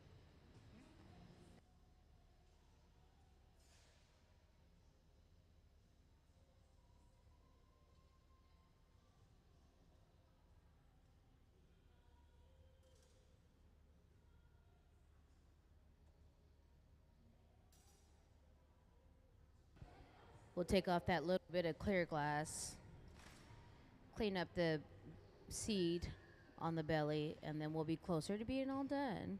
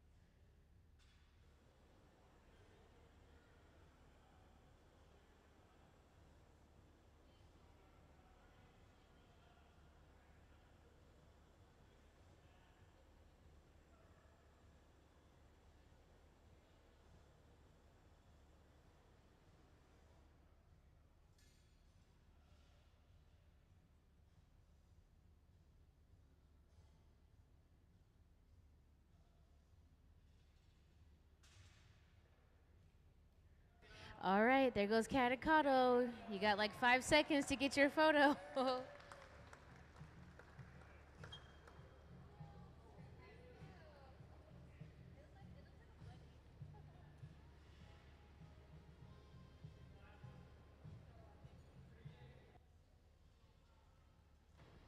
So now Ben has put the Kevlar gloves on to prevent himself from physically being burned.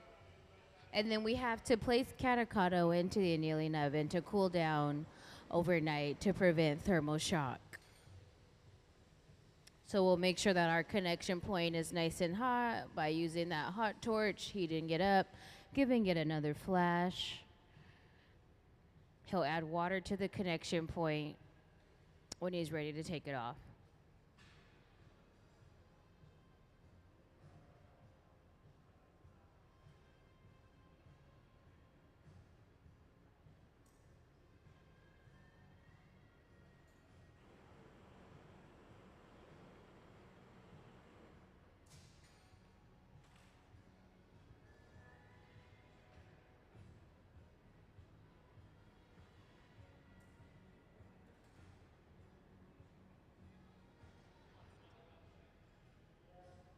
So we'll put a little water on the back of that connection point.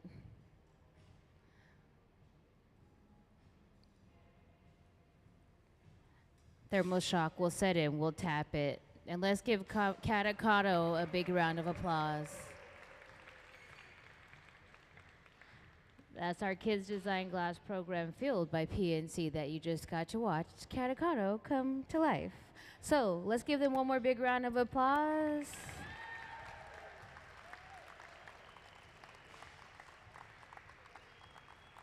We'll be off to take a lunch break, and we'll see you all in about 1 hour to do it all again.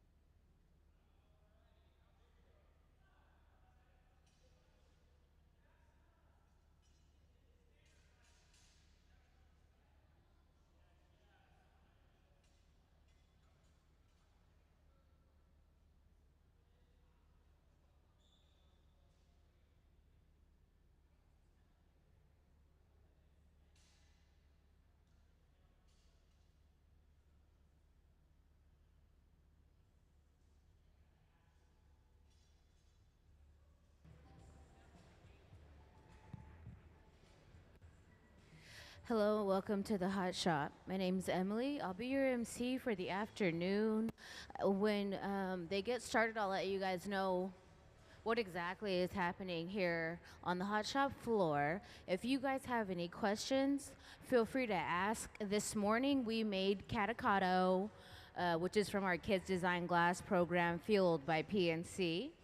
On the right side of the Hot Shop, we have hands-on by the furnace experiences. So if you're ever interested in coming onto the floor and blowing glass, you can if you sign up online.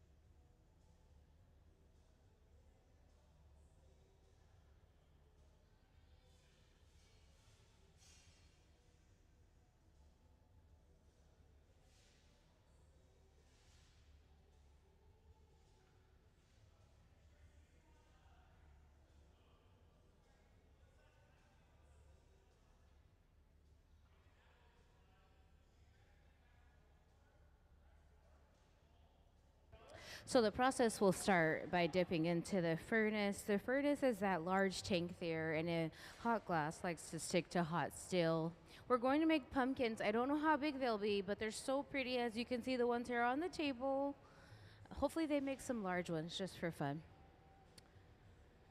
So as we gather the glass, we'll rotate that steel rod. Hot glass likes to stick to hot steel, and the glass contains a certain level of viscosity, which allows it to adhere to itself as you rotate the pipe. Items like these large, real life size pumpkins start with just a small gather. And we build and build, which means we gather and gather the glass until we're ready to blow it out. You'll be able to see how they apply color to the glass here in the Hot Shop because all of the glass in the furnace is clear, so we have to apply color to the surface. And again, my name's Emily. If you guys have any questions, feel free to ask.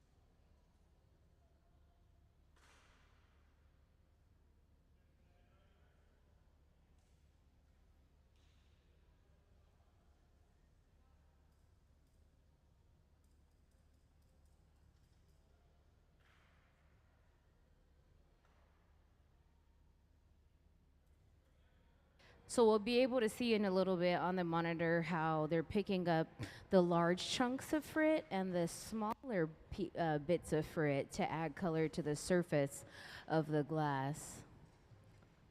So frit is crushed glass that has color, and so that is how we'll be able to change the surface color. Can we see the frit diagram?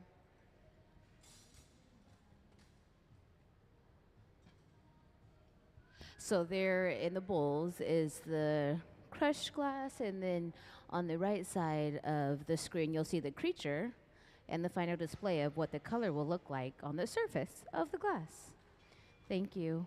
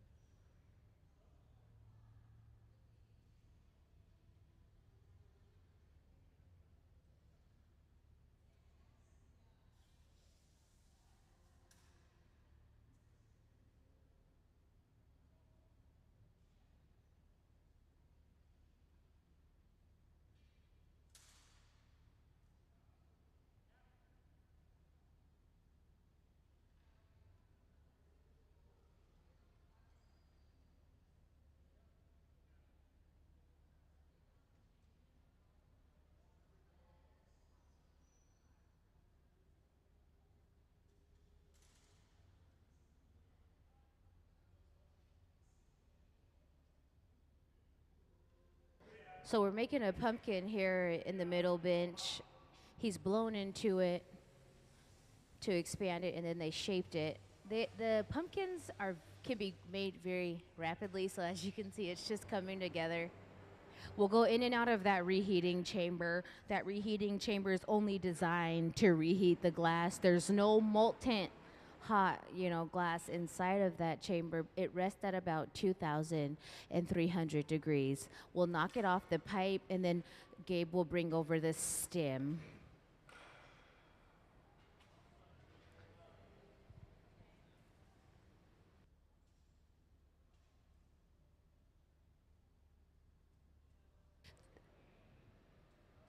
the glass hardens very quickly. So it kind of starts like honey and hardens like a Jolly Rancher within, you know, a very quick time frame due to the really cold environment.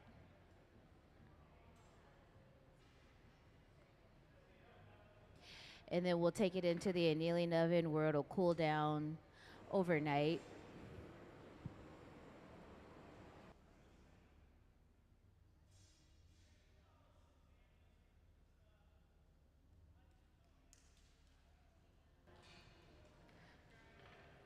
He'll use the Kevlar claws to take it into the annealing oven.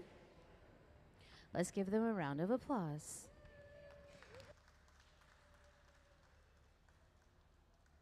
It has to rest inside of this oven to prevent thermal shock. The glass, when you start out, the inner layers are really hot, the outer layers are a bit cooler, so when they meet, it'll bring it back down to room temperature happily. And that's how a pumpkin's made.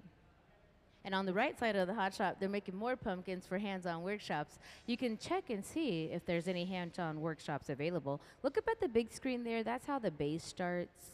He's dipping into the frit, the orange frit. It's a lot smaller, so it's a lot grainier than the large frit on the surface of the glass.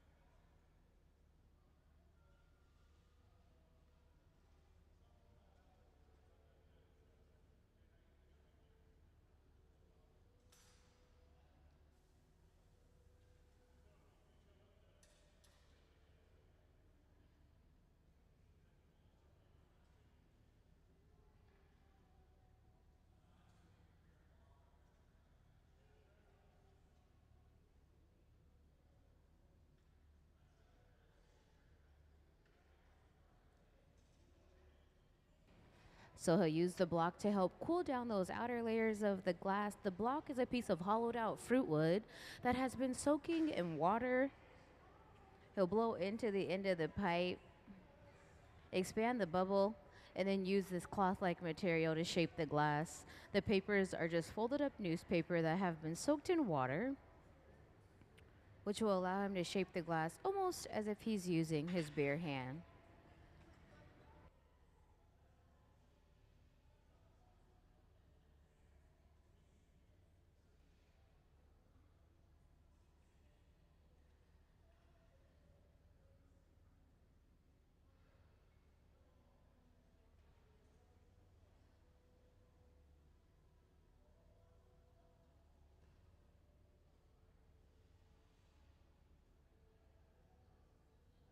Into the optic mold to create those ridges inside of the body of the pumpkin on the surface.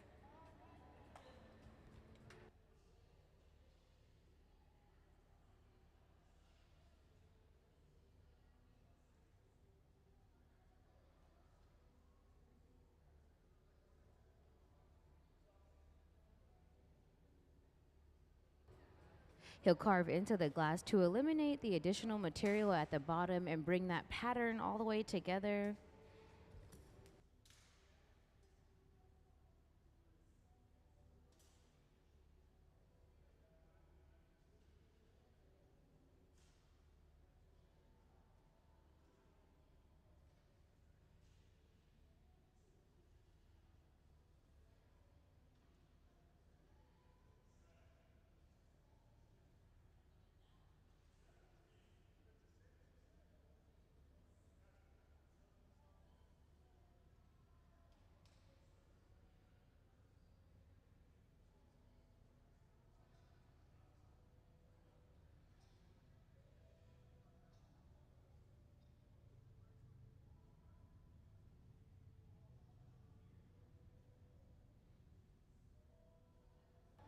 So as he carves into the end of the glass there, it'll allow him to pull the bubble away from the end of the pipe, creating a weak point, also a jack line that will refer to that carving into the pipe as, and then it'll allow us to be able to take the pumpkin off the bottom of this pipe so we can create the stem on the top.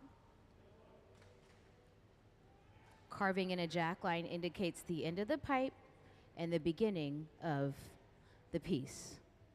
We're always working upside down before we're able to work right side up. And that is because as we shape the glass, some of the air will release so we can reinforce the air. So we'll go back over to the kiln shelf, tap it off, and then add the stem.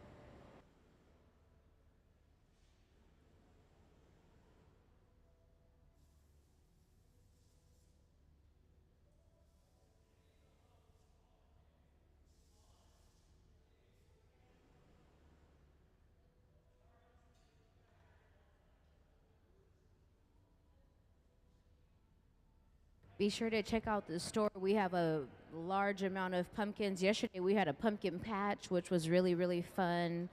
Every year we've made an effort to have a really fun glass pumpkin patch. Let's give them a round of applause for all their hard work. It'll go into that oven to slowly cool down overnight to prevent thermal shock. So as we continue to dip into the furnace here in the hot shop, that 1,000 pounds of molten hot glass has to be recharged. It has to be refilled once a week or bi-weekly by our hot shop technician. And so that process is known as charging the furnace to refill the levels of up to about 1,000 pounds. So can we see the charging the furnace video to learn a little bit more about the glass?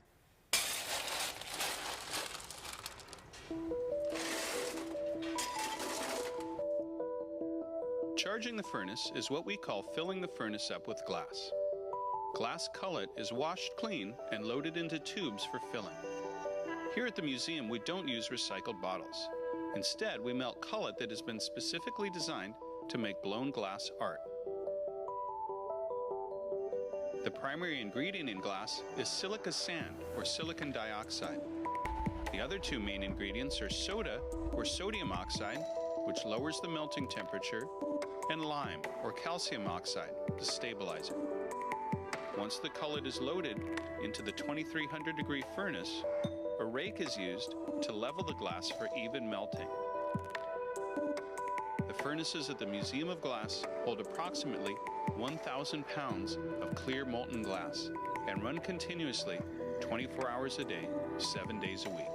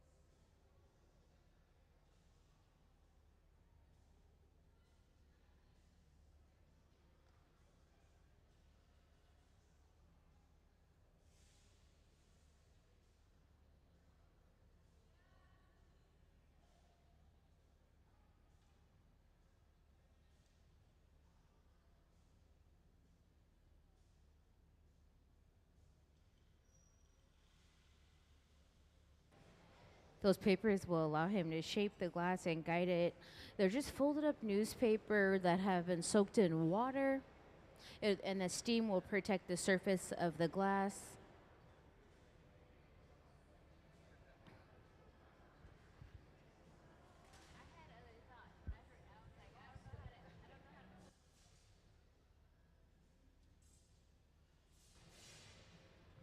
He'll dip into the optic mold, which will freeze into the chill the surface of the glass. It'll create the low and high points. It'll give texture. If you look a little bit closer, if you come up closer and you look at the pumpkins on the table, you can see the low and high points, the ridges in the glass. And then he'll carve into the glass with his jacks to eliminate the extra material and clean up the pattern at the bottom of the pumpkin. He's blowing into the end of the pipe to expand the bubble as he's shaping the glass. Those diamond shears cut in a 3/60 to help eliminate glass in one snip.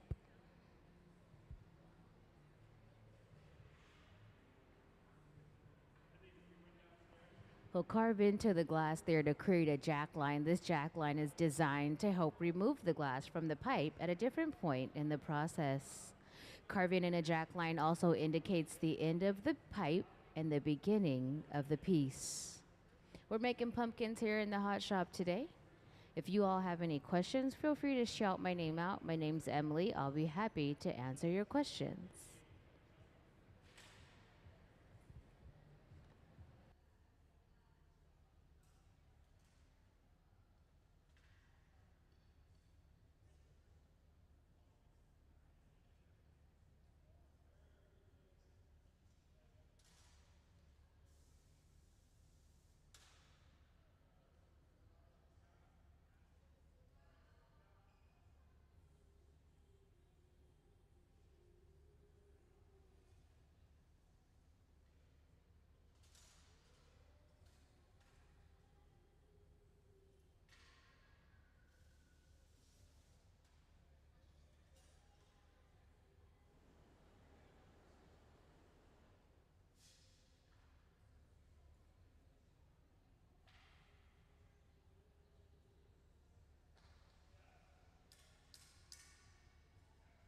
We'll tap the pumpkin off the pipe, and then Gabe will bring over the stem. They'll swirl a really pretty stem onto the top, and then we'll put it away. And we'll make it. We'll do it all again in just a moment.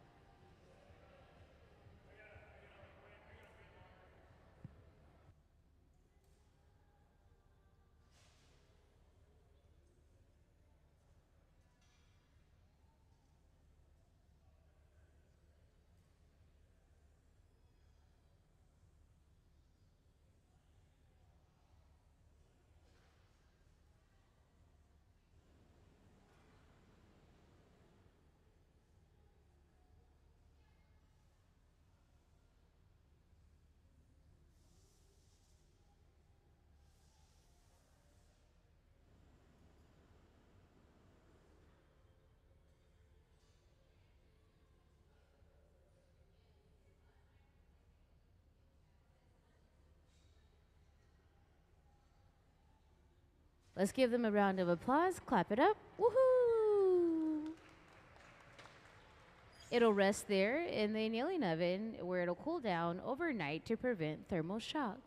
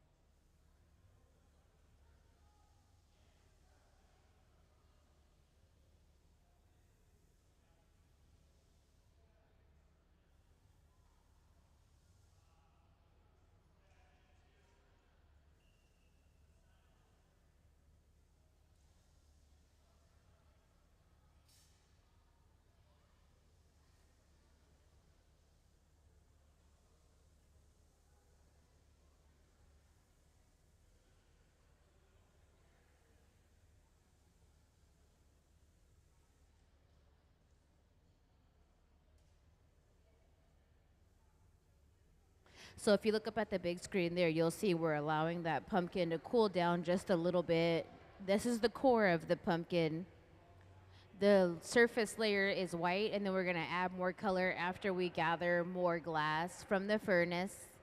Can we see the furnace diagram? So we'll dip into the furnace, it'll come out, and it'll look super duper orange. It'll just be hot. The furnace is powered by natural gas and forced air. It runs 24 hours a day, 7 days a week. And it holds about 1,000 pounds of molten hot glass at 2,100 degrees. Thank you. So let's watch them dip into the furnace, gather up some more glass. That glass contains a certain level of viscosity, which allows it to adhere to itself. As we rotate, we'll come out and then dip into the bowl of crushed glass, which is frit, to add more color. This is how we get the dots on the surface of the glass. When he goes over to the pipe cooler, it's just because after dipping into those high temperatures, it'll be a little uncomfortable to touch.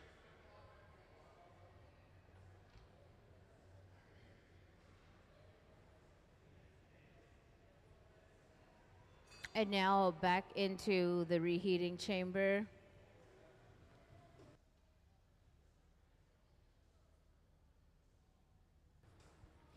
He'll use this block. It's a piece of hollowed out fruit wood that has been soaking in water. The water protects the wood as well as the surface of the glass. This will allow him to shape the glass, stabilize it, and then the goal is to have very even walls and a really hot core. So when we blow into the end of the pipe, it all expands evenly. There's a little bubble in there.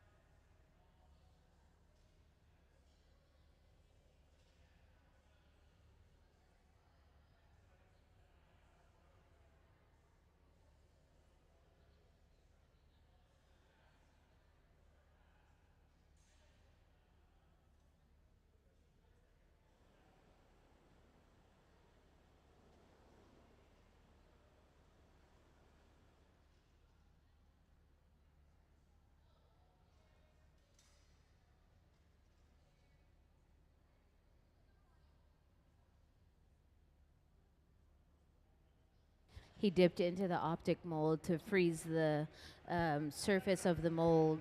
And so he creates these low and high points. It's like a Ruffles chip. It has ridges on the surface.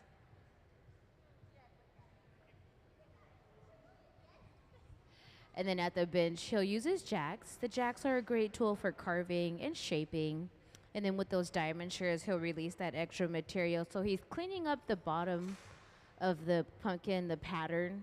Just cleaning up the pattern, removing extra material, and then into that reheating chamber. That glory holds about 2,300 degrees to heat up the glass so he can continue to shape at the bench. Those jacks that he's using, he's carving into the glass again. This jack line will help indicate the end of the pipe and the beginning of the piece. It's important to have a well-carved jack line to be able to remove the body of the pumpkin off the end of the pipe when we need to put on the stem. This morning in the hot shop, we worked on Catocado. Catocado is from our Kids Design Glass program that's fueled by PNC. Can we see the Catocado diagram that we worked on earlier today? For my youth in the audience that are 12 and under, be sure to apply to the Kids Design Glass program. Eliza was here with us this morning, and we made 2 Catocados. One of the Catocados goes home with her and her family, and one stays on display as we have in the art alley, the Kids Design Glass pieces. So yeah, if you're 12 and under, be sure to get your Kids Design Glass program, your Kids Design Glass paper to submit an illustration, and the Hot Shop team will call you if you win. We do one Kids Design Glass every month.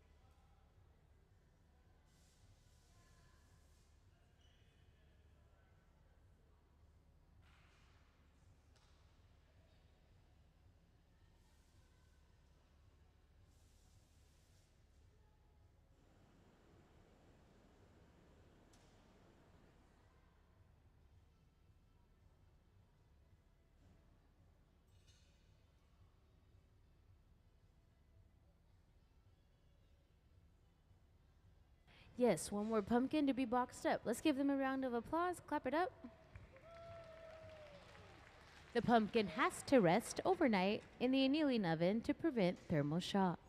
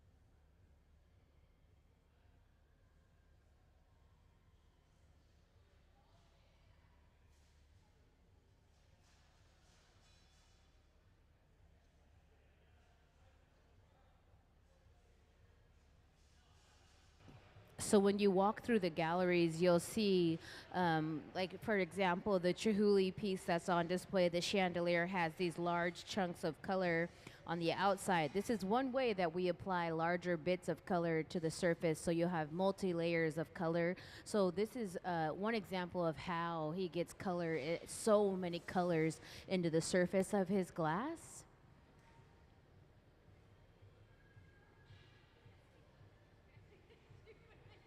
And so there on the big screen, you'll see we have a nice little gather of glass, and now he'll dip into the bowls of crushed glass. And that is colored frit.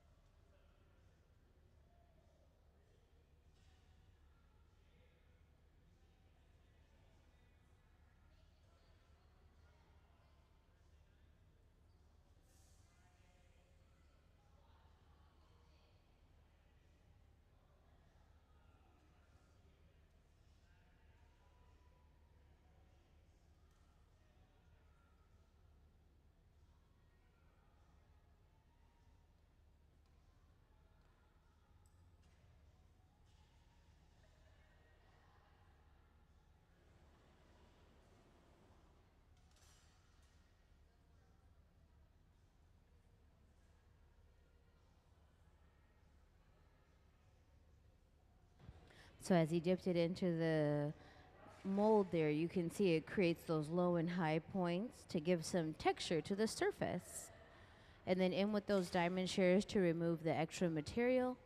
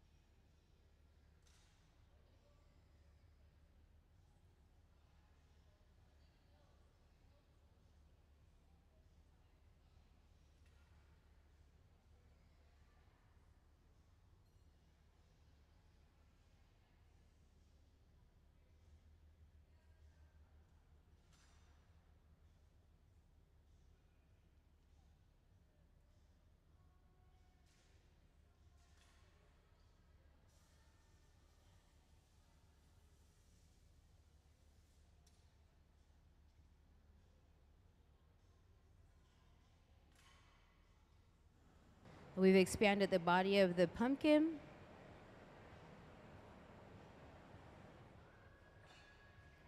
As they've blown it out. And then next we'll knock it off and add the stem.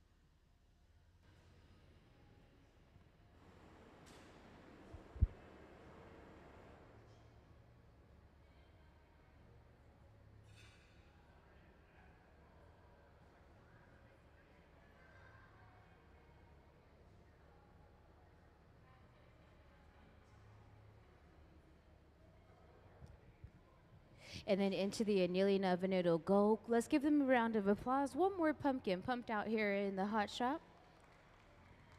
They have to cool down overnight in the annealing oven to prevent thermal shock, and we're gonna do it all again. Have a great afternoon. Thanks for hanging out with us here in the hot shop.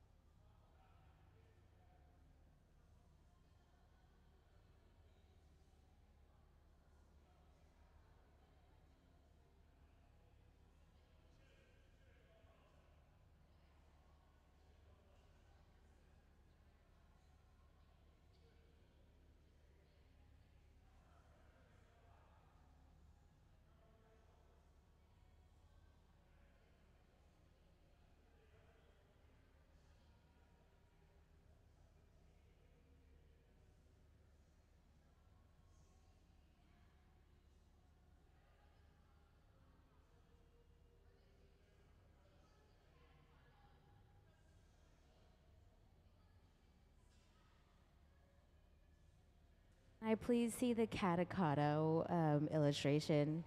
We got a question about the Catacotto illustration on the shield, so we want to see the kids design glass. Down the art alley, you'll be able to find more illustrations and kids designed glass. It's one of our long-standing programs, and so Catacotto won't be ready until like a couple days from now. It'll come out of the annealing oven, and then we'll put it on display at some point in time. And so when Catacotto went home, we'll go home with Eliza, and then one gets to stay in our permanent collection. Thank you. And right now we're making pumpkins. So here at the bench, you'll see that we'll use that block that has been soaked in water to just shape up the gather of glass at the end of the rod there.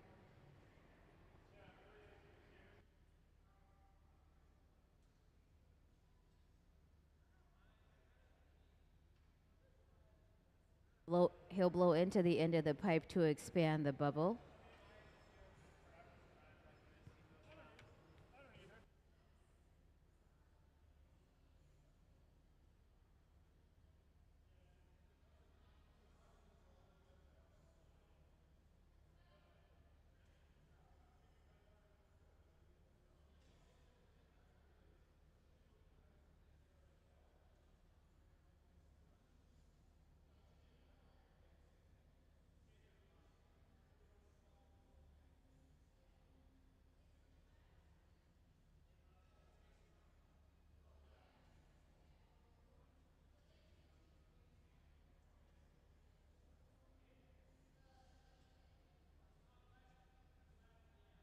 It'll go in and out of this optic mold to create like ruffles ridges, like a ruffles chip on the surface.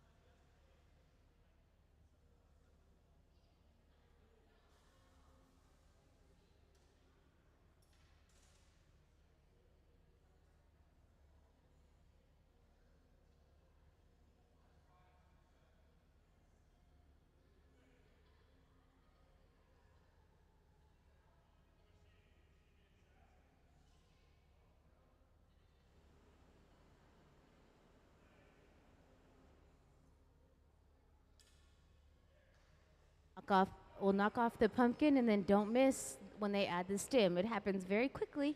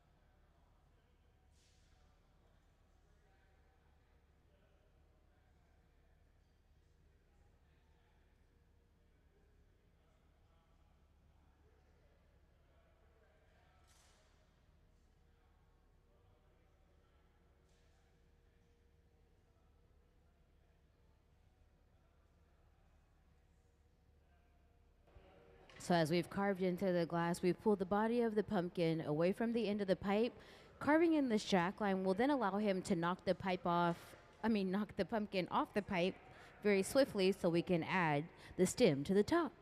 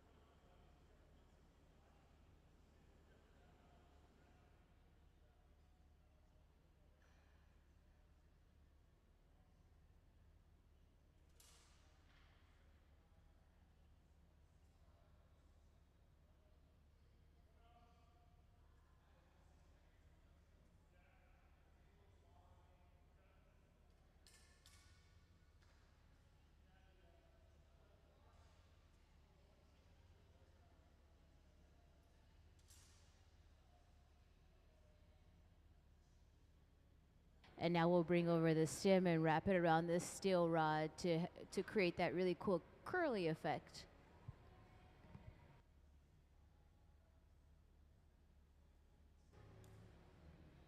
The glass comes out of the high temperatures very, very soft, and it quickly stiffens as you're working with it. So you go from honey to a Jolly Rancher consistency very quickly.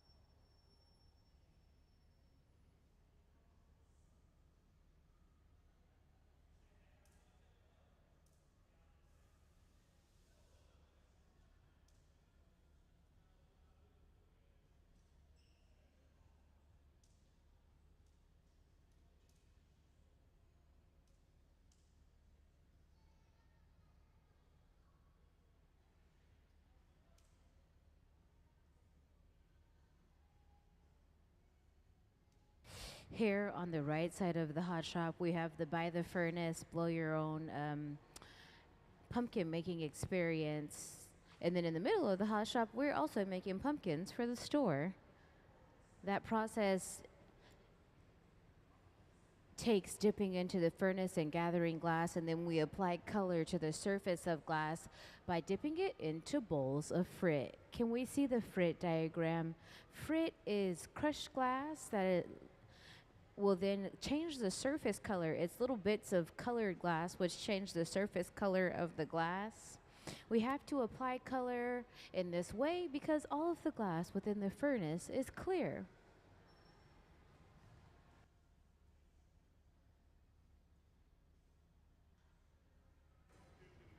So now that he's picked up all the extra color for the surface, we'll then go into the reheating chamber to heat it up, melt it all together. Can we see the glory hole diagram? So here in the hot shop, we use these reheating chambers that are powered by natural gas and forced air to reheat the glass to keep it from breaking, and the temperature is kept at about 2,300 degrees. And then we'll come out of the reheating chamber and shape the glass and blow it out here at the bench in the middle of the hot shop.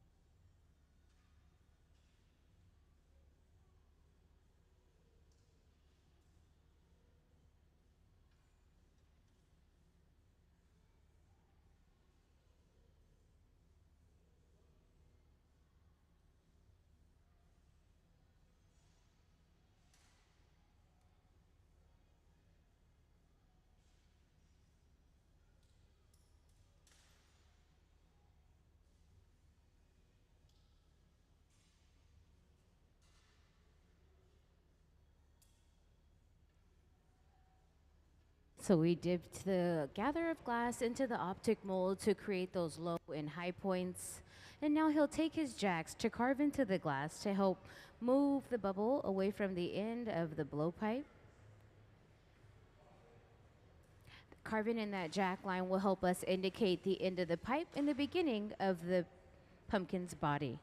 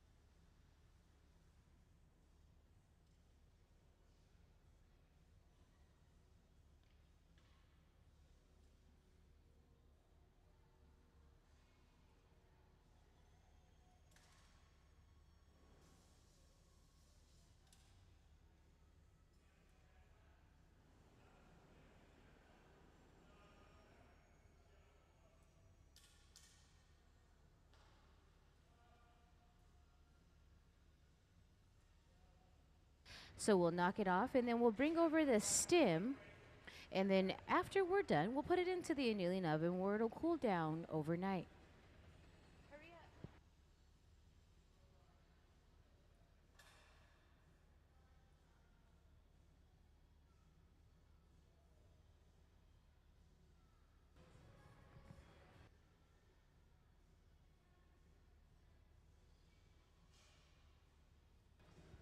Let's cap it up for another pumpkin put away.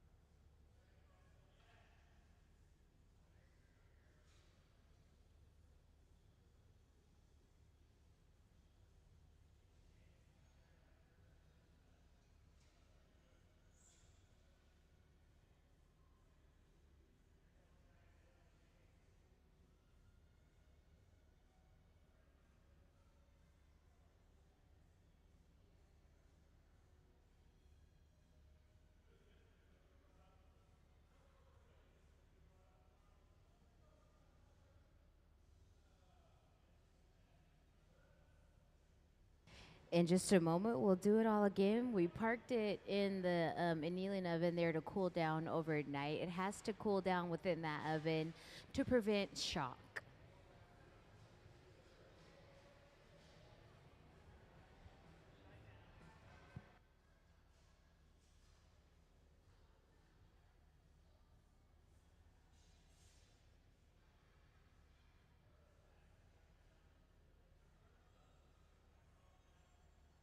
So as you can see, we've dipped into the furnace to gather some glass. The next step will be to add color around the surface.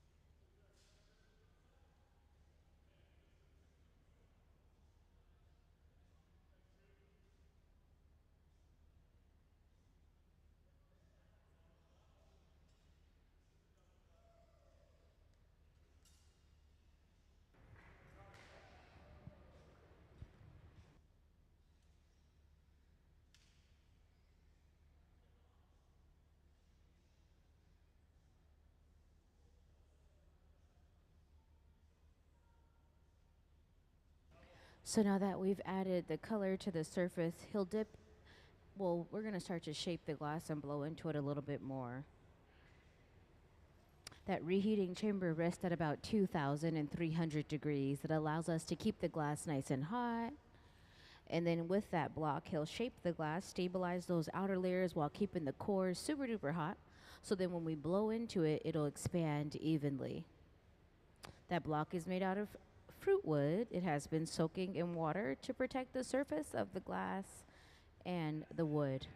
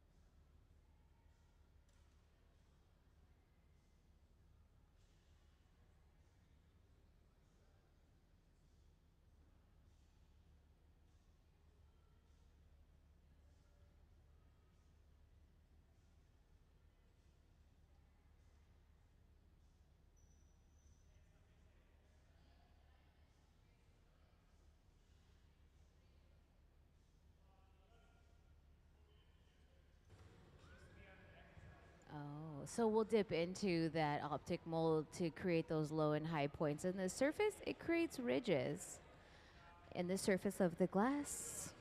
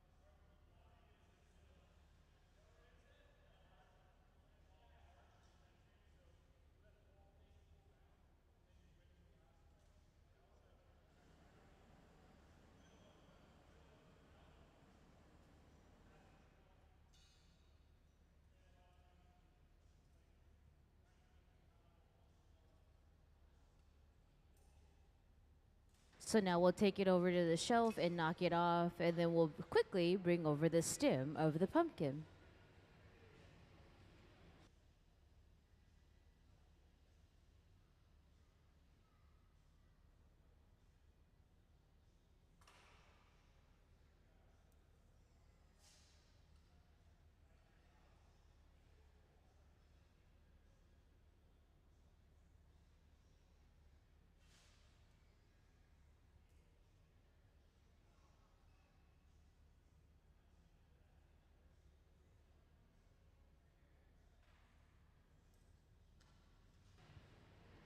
So now we'll give it a little polish and then take it into the annealing oven where it'll cool down overnight.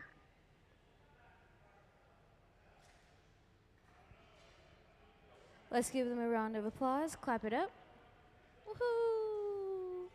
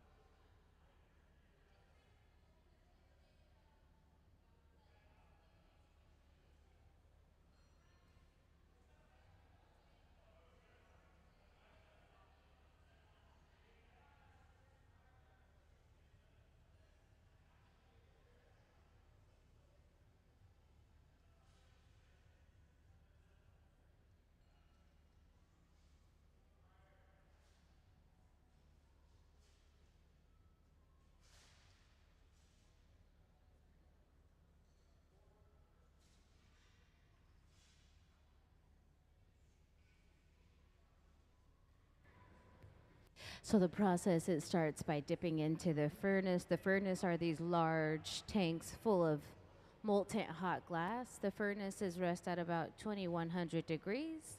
From the furnace, he then dips into the color bowls of Frithia at the table. And this is how we get color in the surface of the glass. The more he dips layers, the more colors he'll get into the surface.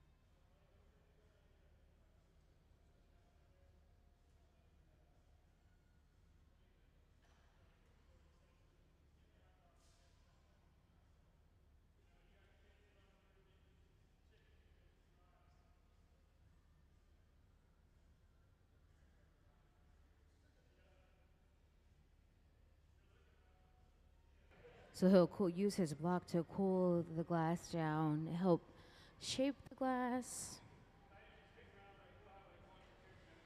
We're making pumpkins here in the hot shop this afternoon.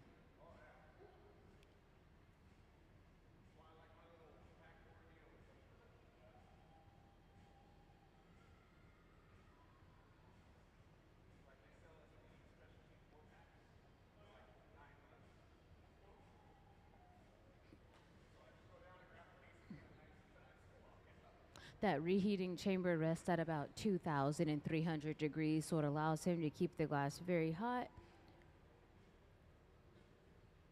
And then at the bench, he'll use different tools to shape the glass. And this cloth-like material is newspaper that has been folded up and soaked in water. It's a great tool for shaping.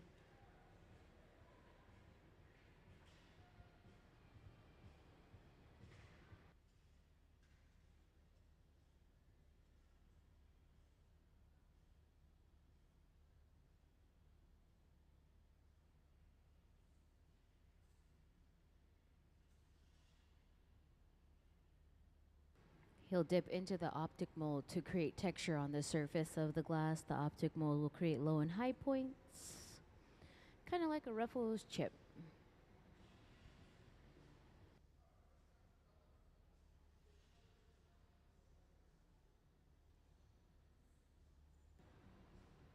With his jacks, he'll carve into the glass to clean up the top or the bottom of the material.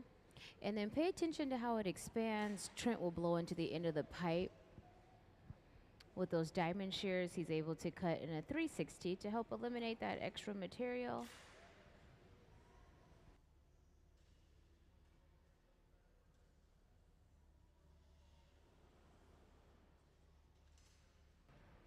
And then back in with his jacks to carve into the glass.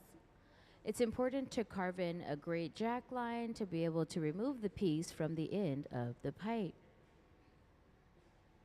The jack line is a reference point. It indicates the bottom of the pipe and the beginning of the piece. So we're always working upside down before we turn a piece proper side up.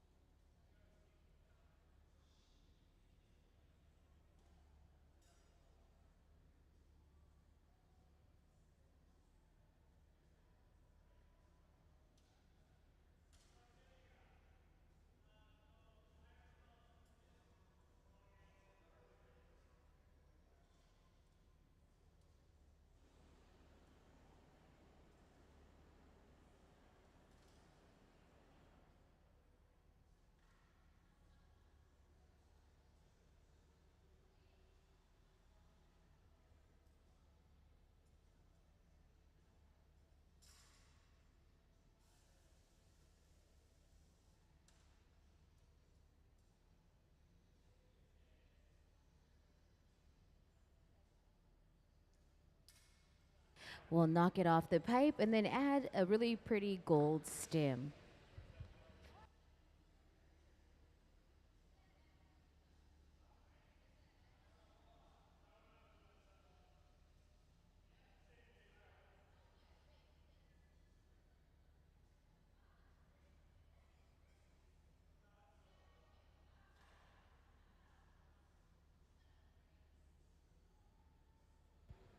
So now we'll wrap this stem, and then we have to place it into the annealing oven to cool down overnight to prevent thermal shock.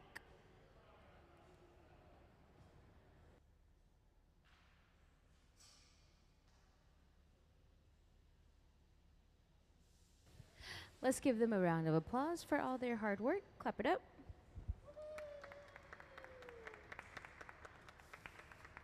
That's pretty cool, right? They do it so fast.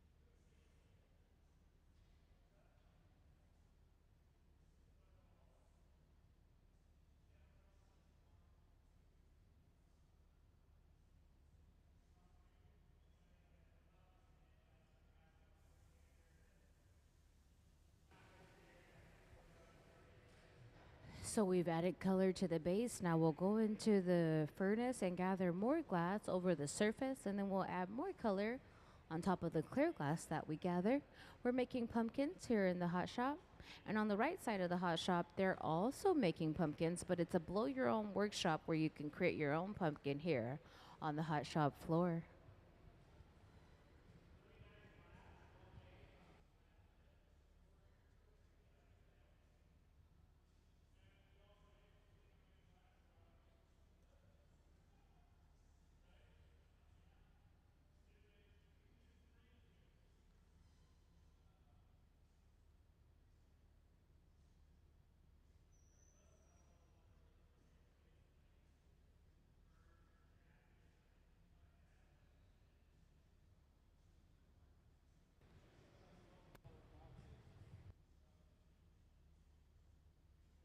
Steel's not the best conductor of heat, but it will start to get warm where we constantly dip into those high temperature ovens and furnaces. And so he goes to the water cooler, the pipe cooler, just to cool the pipe down a bit so he's able to grip towards the end.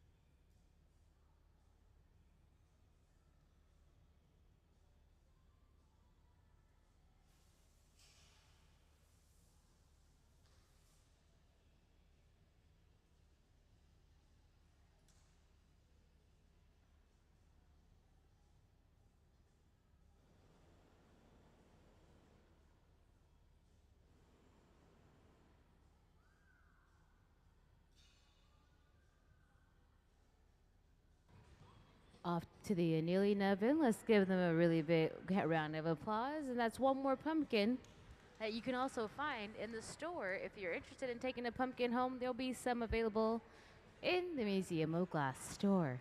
That is how they're made.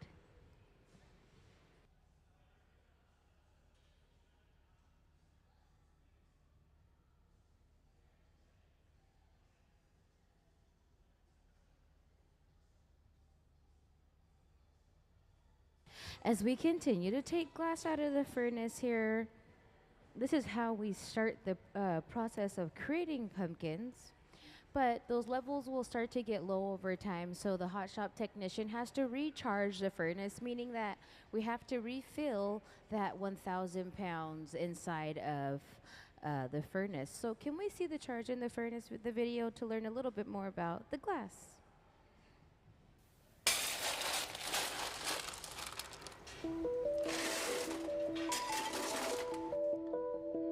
Charging the furnace is what we call filling the furnace up with glass. Glass cullet is washed clean and loaded into tubes for filling. Here at the museum, we don't use recycled bottles. Instead, we melt cullet that has been specifically designed to make blown glass art. The primary ingredient in glass is silica sand, or silicon dioxide. The other two main ingredients are soda, or sodium oxide, which lowers the melting temperature, and lime, or calcium oxide, the stabilizer. Once the cullet is loaded into the 2300-degree furnace, a rake is used to level the glass for even melting. The furnaces at the Museum of Glass hold approximately 1,000 pounds of clear molten glass and run continuously 24 hours a day, 7 days a week.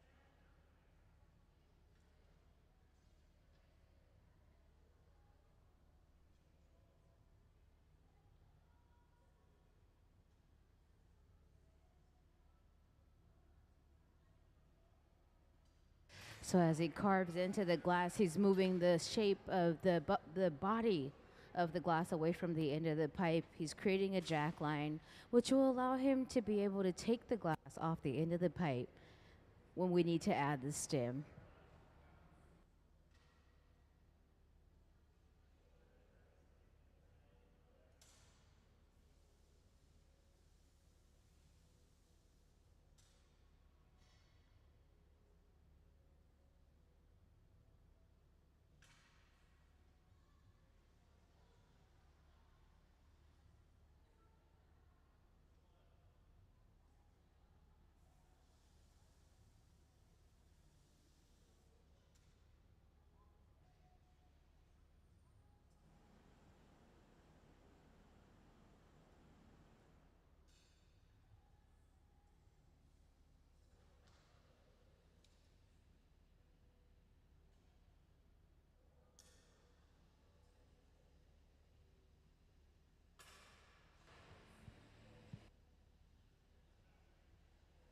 And now we'll attach the stem in just a moment. And that is how pumpkins are made.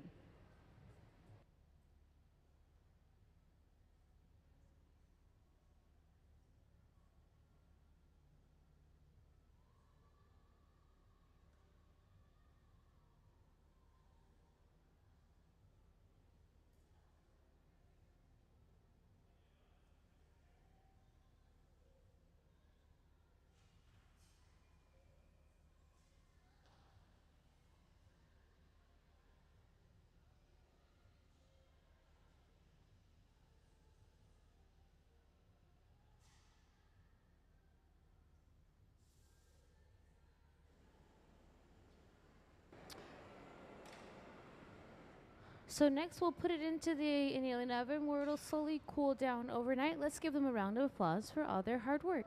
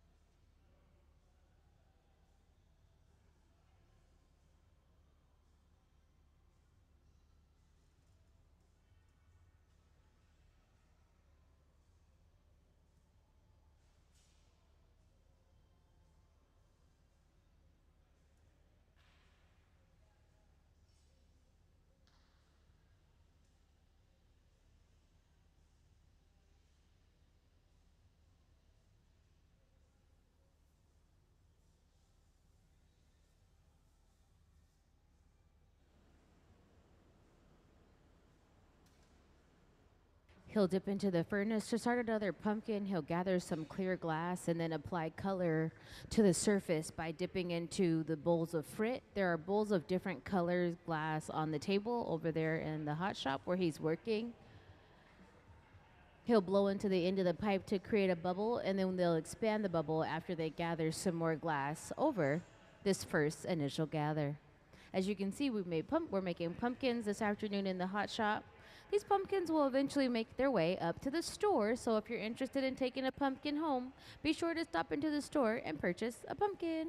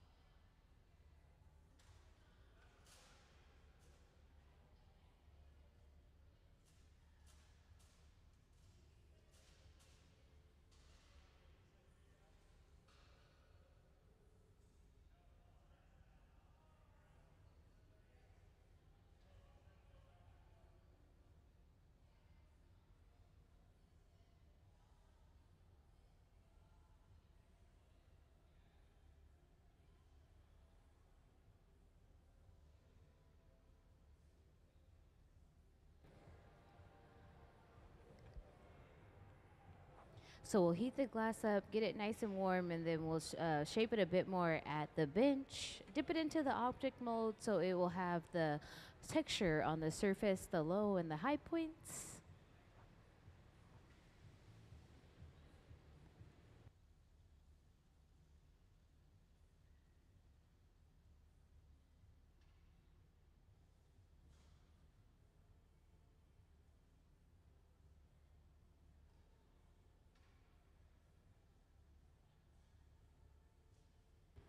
He'll shape the glass with the papers. That cloth muck material is just folded up newspaper that has been soaked in water.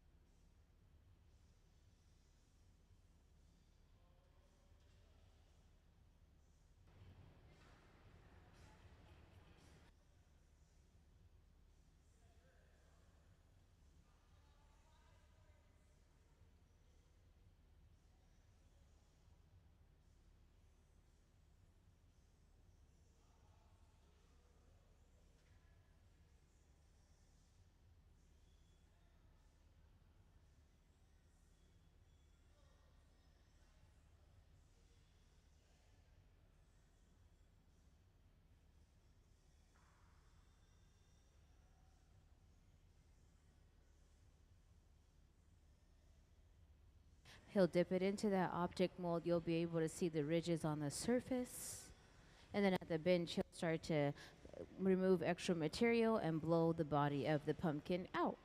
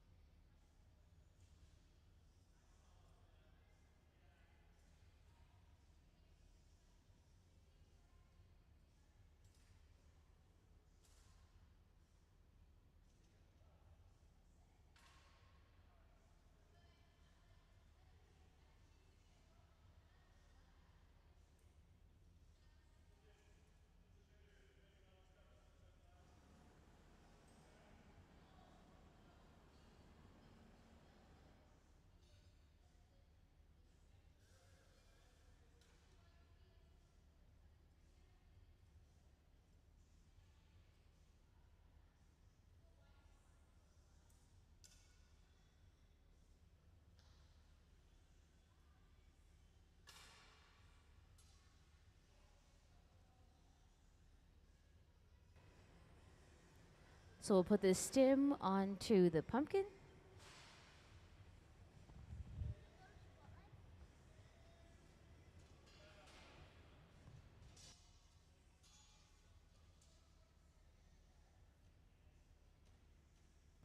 Thank you guys so much for hanging out with us here in the Hot Shop. This will be our last pumpkin of the evening. Come on back on Wednesday and we'll do it all again. Thank you so much. Have a great Sunday.